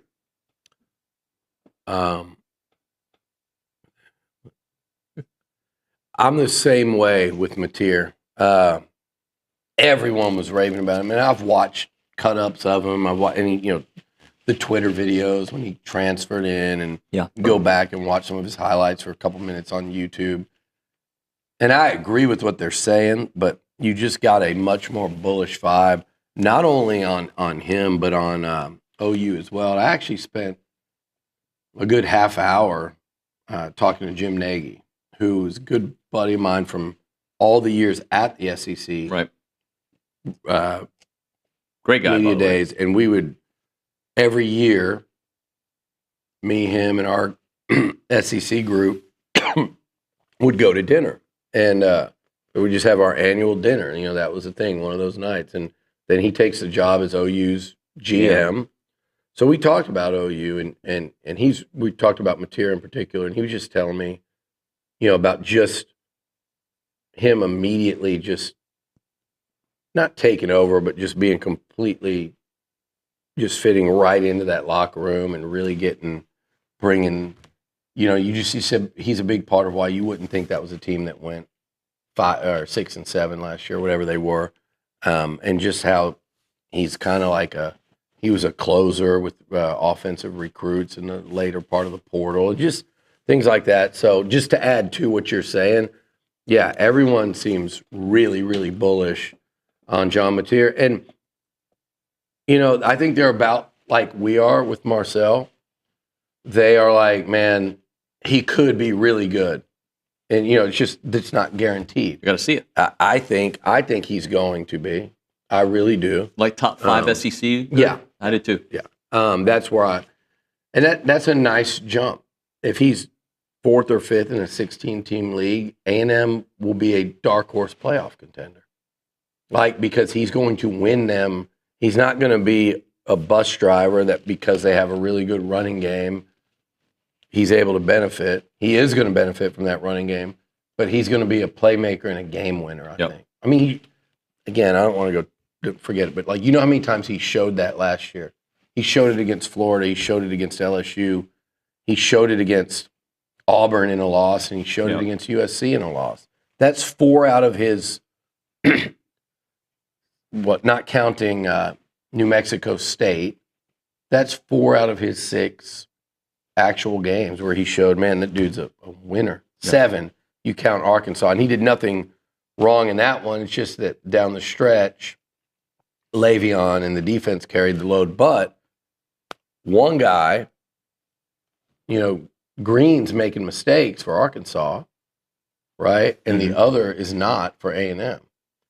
And the veteran's making mistakes for Arkansas, and the guy that's a freshman starting his 2nd SEC game showed a hell of a lot of poise and command of that football game down the stretch. So, again, way more checks than minuses last year, so I don't see any reason why not to expect it. And I think that's kind of where pretty much everyone we talked to in the SEC was. Some people thought we're more in that wild card boat, just like, hey, I don't know which one it's going to be. It could be either. So it was either that or people were a little more bullish than I think even some of the stuff I read, you know. And outside of that, I thought personally, and people don't want to hear this, but I thought the Texas contingent of players were really impressive. Carried themselves well. They were really impressive. I said the same thing earlier on the show. And Manning. Anthony Hill, I got to talk to him a little bit. I was there in that group at least. I thought he was very impressive.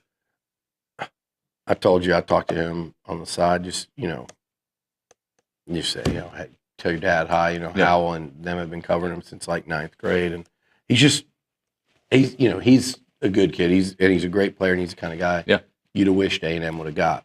There are guys at A&M that Texas fans, if they're being honest, would have wished would be in burnt orange, but he's one of them for sure. I did get the Arch Manning thing, and you heard Jordan Rogers talking about him on our show. A lot of people agree with me about Arch on the take that I get raked for on, you know, social media and stuff, which is, I believe it's there. I mentioned on Paul, I haven't seen this comparison, but there's some areas where he reminds me of like Andrew Luck. The really big arm. He's 6'4" and can run. Can move, yeah. You know, Andrew Luck could really run. Really difficult to tackle. It's too early, but he seems like he's got that it factor about him. And then a football family. You know, I know it's not the Mannings, but it's freaking Oliver Luck, longtime NFL quarterback, and then everything he's done in football. So, yeah, I would not be surprised at all. In fact, I expect that Arch is going to be really good. I just think there are other guys that have proven more than him so far. And I also think as a first-year starter, going through this league with a new O-line, there are going to be times of struggle. And that's what I think most of the people I talked to that had nothing to do with Texas, with Texas, felt that way. Nobody doesn't think he's going to be good. People are just like, yeah, we'll see. And he's obviously going to be, better and better. But nobody was like, I don't think he's, I think this guy, not nobody. Look, Paul loves him. Most people were not like, he's the best. There's no way he's not. He's number one. Yeah, That's what I feel like people want you to say. Not only does Paul love him, I mean, he's put some unrealistic expectations to be the best quarterback since, who do you say? Since Tebow? I think Paul is. He's going all in on that. He's showman, yeah, right? Yeah. But I feel like he's the kind of guy that by the end of the year, for example, Lenore Sellers, the way you were talking about him early, it's different than the way you talked about him late, right? And I don't know if he's going to reach that level this year, but I'm saying like there's typically growing pains. Yeah. Lenoris. Yeah, if he has a year like Lenore Sellers, then he's going to be a problem at the end of the year and in the playoffs, and he could. But what I'm saying is trending in that direction by the end of the year, maybe not so much early.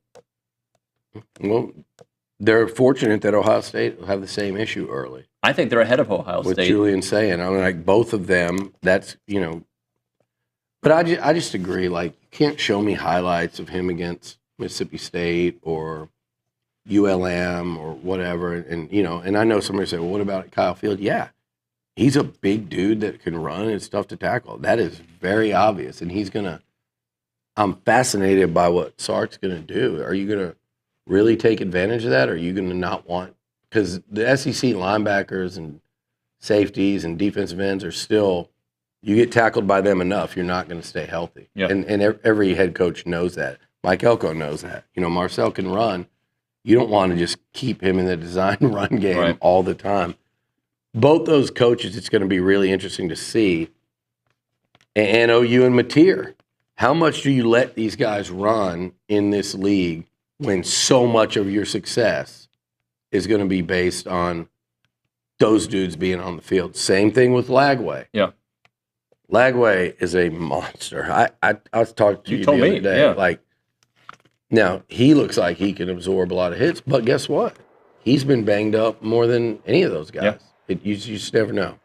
All right, let's hit a break here. We'll come back with more. Right now, a moment for Caldwell Country Chevrolet, Highway 21, and Caldwell online at CaldwellCountryChevrolet.com. If you're looking for a selection that won't break the bank, let Caldwell Country Chevrolet be the ones to help provide you the vehicles that you need. When you're looking to trade in your car, they've got the great pricing. You'll love it. And when you're looking for a car, you'll see there's no dealer add-ons. What you see is what you pay for, right? That's exactly how they do it. Their Aggie alumni team is ready to roll out the red carpet for you. Every vehicle purchase comes with free oil change for life. That's thousands of dollars in savings. And again, an incredible selection of vehicles there. And these deals that they have don't last forever, so you want to jump on them right now at CaldwellCountryChevrolet.com. It's a short conversation away, but you'll see the difference when you step on the lot and do great business with the good people at Caldwell Country Chevrolet, Highway 21 in Caldwell, online, CaldwellCountryChevrolet.com.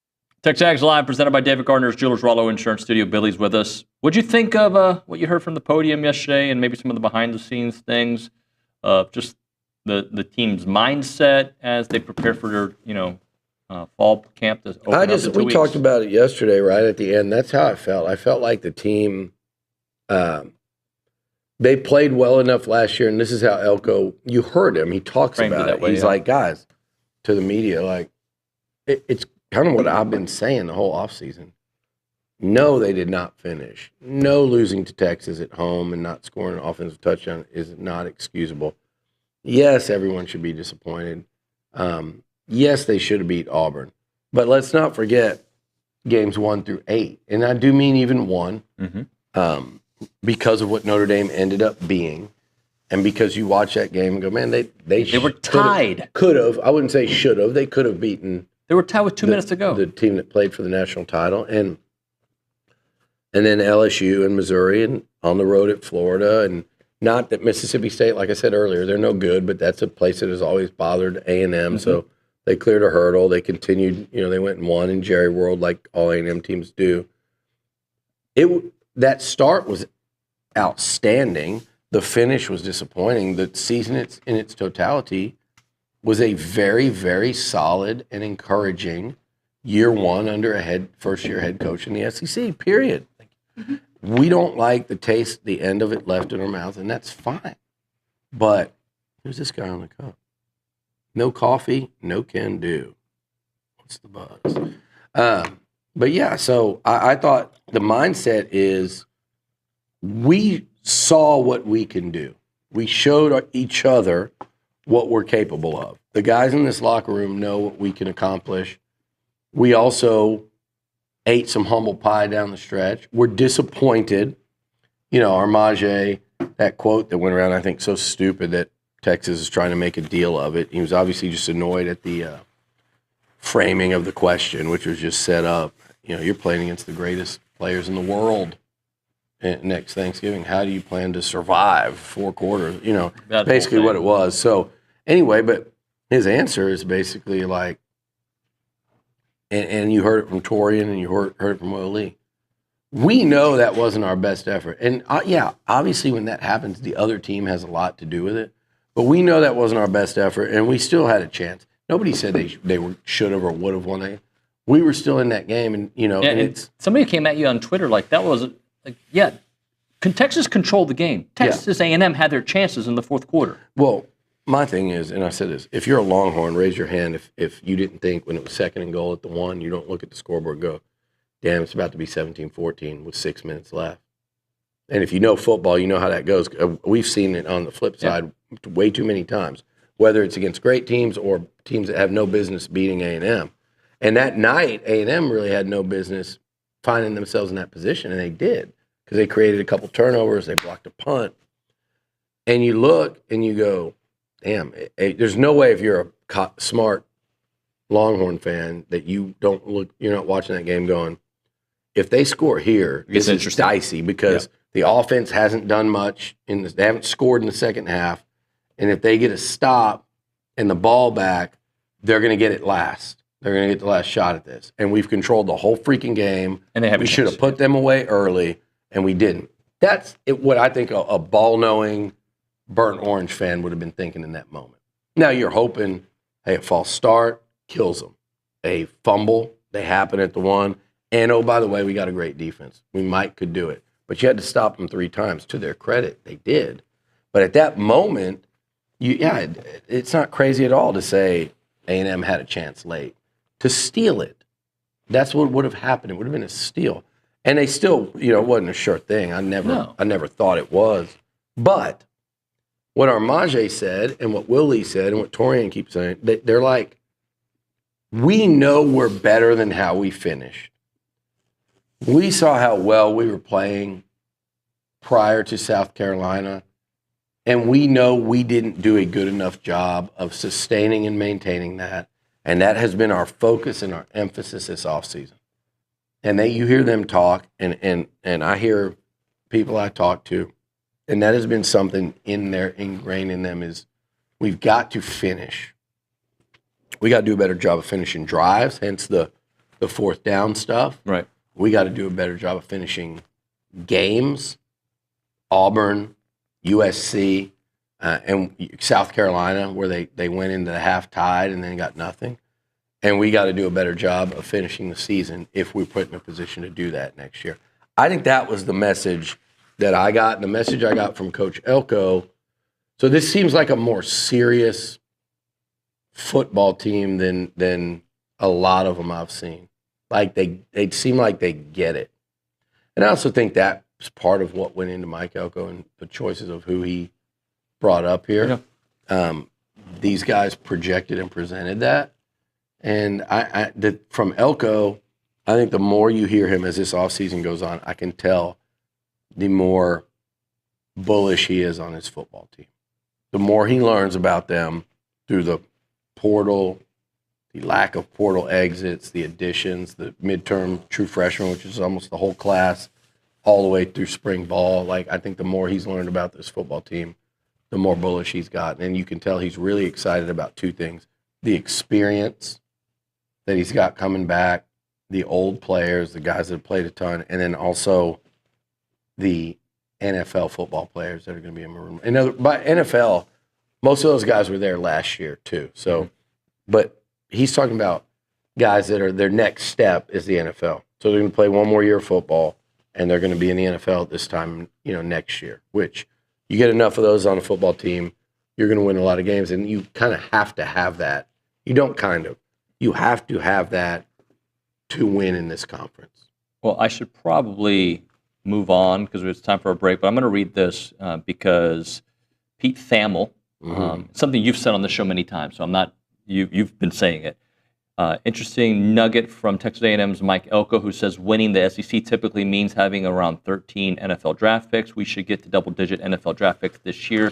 That'll be the first time Texas A&M has done that in a very long time. Did you follow up and look up how long? I did not. I mean, maybe one of the 75 people we have working can do that, but nobody's in here. And unfortunately, when I Googled this, somebody from a Texas website had his comments on top of it. But who?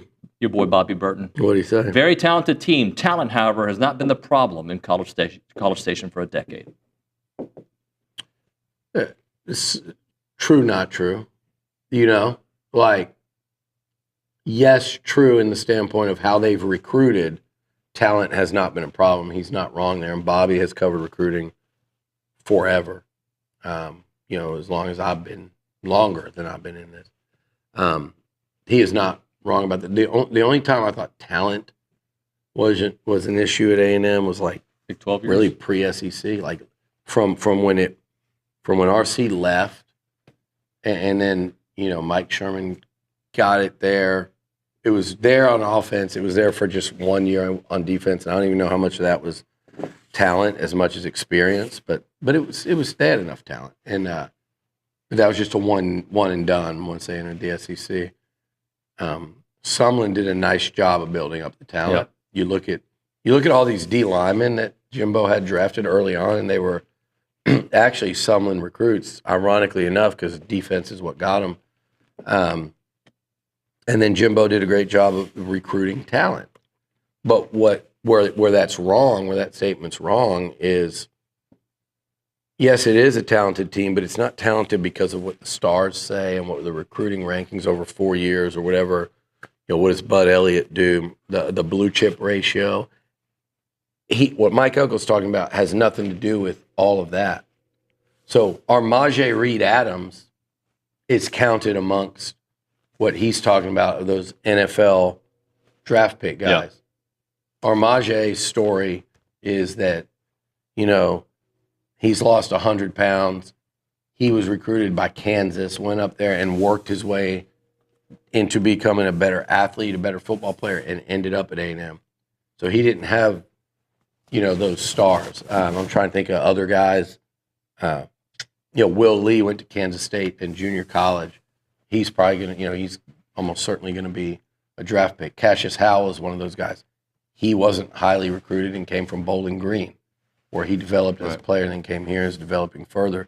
So Albert Regis was, of all those D linemen that we've seen in the last couple of years, all those 5 stars, he was not one of them.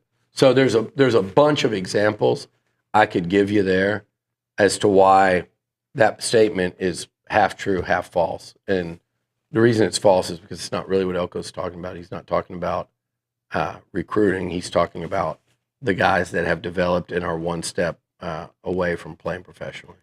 Believe it or not, I know we have to hit a break, guys. Let's hit a break here. TexAgs Live.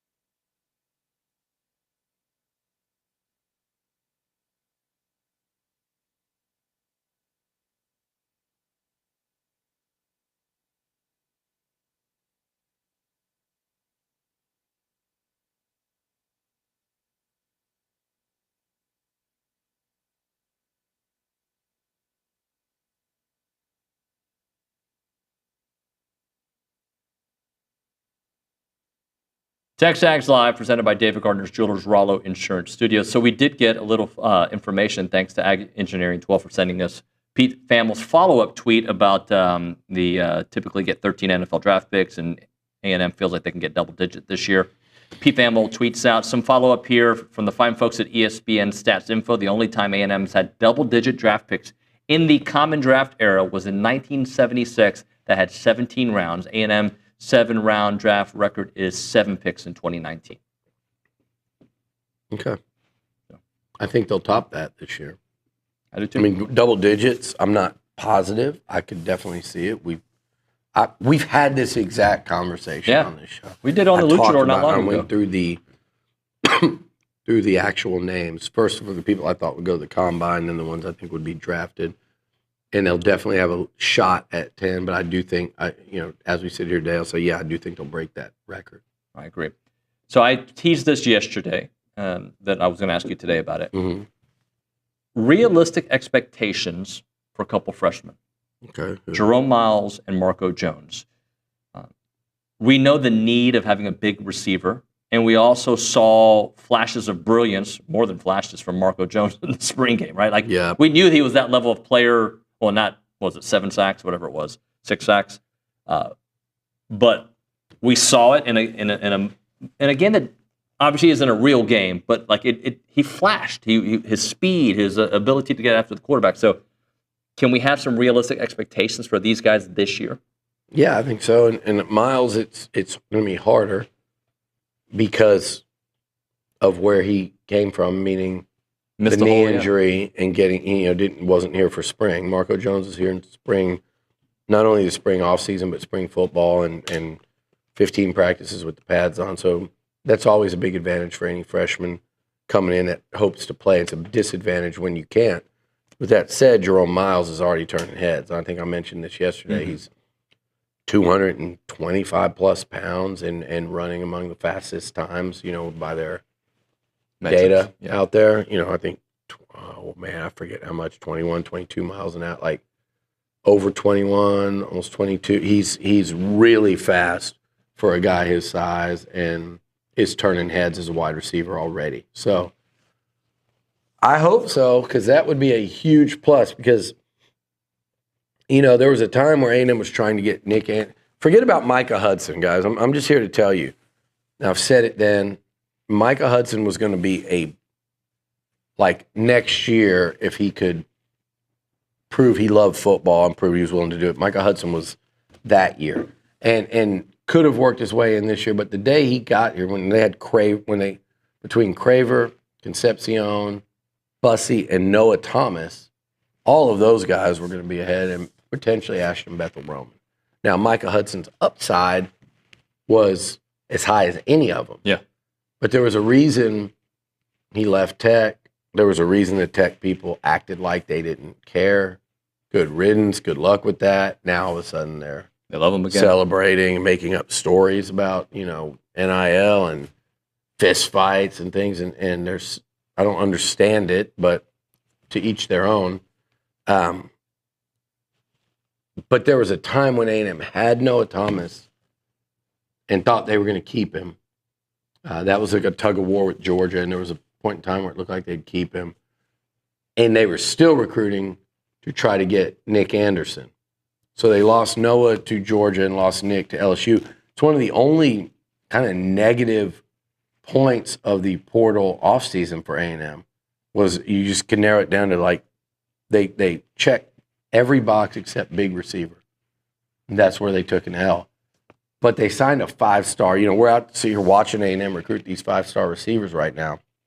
And we're wondering where guys like, not that Boobie Feaster was a 5-star, but Feaster and Keys, and Feaster went to USC, and can you flip Keys? And then there's Jace Matthews. Speaking of Bobby Burton, we were talking about Aaron Gregory and their consensus, and Jerry Hamilton's been doing that forever too, and their consensus is it's insane that guy's not 5-star. Like what his ranking is, it defies rhyme or reason why he's not. So not only do they have one in the boat, they also, oh, by the way, have one on campus. So let's not forget that. They actually have 2 on campus because Terry Bussey He's a 5-star athlete. So, and Casey Concepcion has played like a borderline 5-star player, at NC State, particularly as a freshman. So you've got these guys, you've got these dudes, but what you didn't have is that big receiver. And there was a moment in time there where you thought you might have 2 of them in Anderson and Noah. Right. So Jerome Miles hitting the ground running would be a massive development for this offense in this passing game. By the way, I was just told we have to hit a break. You see, who's telling you? People at Brian Broadcasting. She's just doing her job. But we know.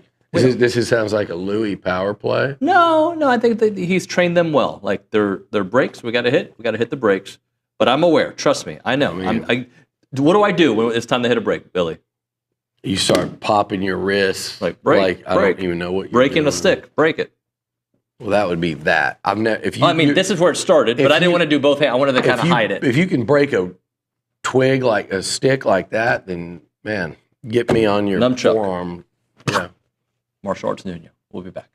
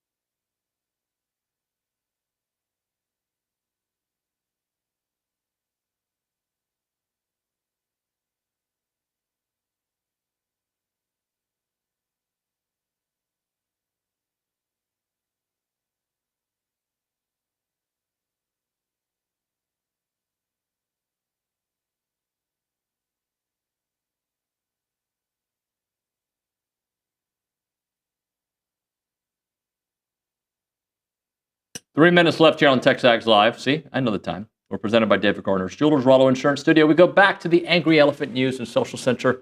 Callie Dreyer, you've got some rankings for us? I do. So PFF did put out their top 10 defenses in all of college football, with the Aggies coming in at number 9, behind Alabama, number 1, Texas, Clemson, Georgia, Penn State, Notre Dame, Oregon, Ohio State, and then A&M, and last at number 10 was Texas Tech. Okay. What do you think about A&M, a top 10 defense? Buying it? That's a big jump. Yeah. For a team that loses 3 first and second round defensive linemen. I think Mike Elko could have this team make a big jump though, but if I were ranking them today, I'll put it this way. I'd be ecstatic if Elko could turn that group we saw last year into a top 20 unit this year. I think that would be a hell of a coaching job. I think that would mean terrific development by a lot of guys and impact from newcomers. Top 20 defense, along with, this is where Amanda and I got into it on the podcast, and I think her math wasn't adding up because she was saying, well, if you think this is going to be a 10 to 15 Texas defense and the defense is going to be better than the offense, then how's it a top 5 team? Well, it depends on who you're playing. Right. And I do think Texas should be more in that 5 to 10 range defensively. I came off of the 10 to 15, but, it doesn't, the math doesn't have to math like that. So to me, if Texas A&M is a top 20 defense and a top 20 offense, then that's probably looking at the schedule and what that would mean in terms of winning and losing the games against the teams you play. I think that's a top 10 football team. Yeah. And I think that's if you're that good on each side of the ball, I think that's a playoff football team. And I would say that about South Carolina. I would say that about Florida. I would say that about OU. If any of those teams are top 10 in both offense, are top 20 in both offense and defense this year, I think they're going to threaten to be a playoff team out of the SEC. And what I would mean by this is probably to be that 4th playoff team out of the SEC. South Carolina of last year. Yeah, that was, they were a missed field goal, I think, or I forget how it ended against Bama, but they were right there. They were right there, yeah. Point away against Bama, but more specifically, they were a decision by one player to crack back block Garrett Nussmeier on a 100-yard pick return from being in the playoffs. All right, that's going to do it. Thank you, Billy. Appreciate you very much. We interviewed everybody ever known to talk college football this week, so I'll come up with a new plan for next week. And no, you don't kick a field goal from inside the 1-yard line, no matter how good the defense is at home, to cut the game to 3 versus kick the field goal to make it 10 with 6 minutes left in the game, and to make it 7 with 6 minutes left in the game. That'll do it. Bye.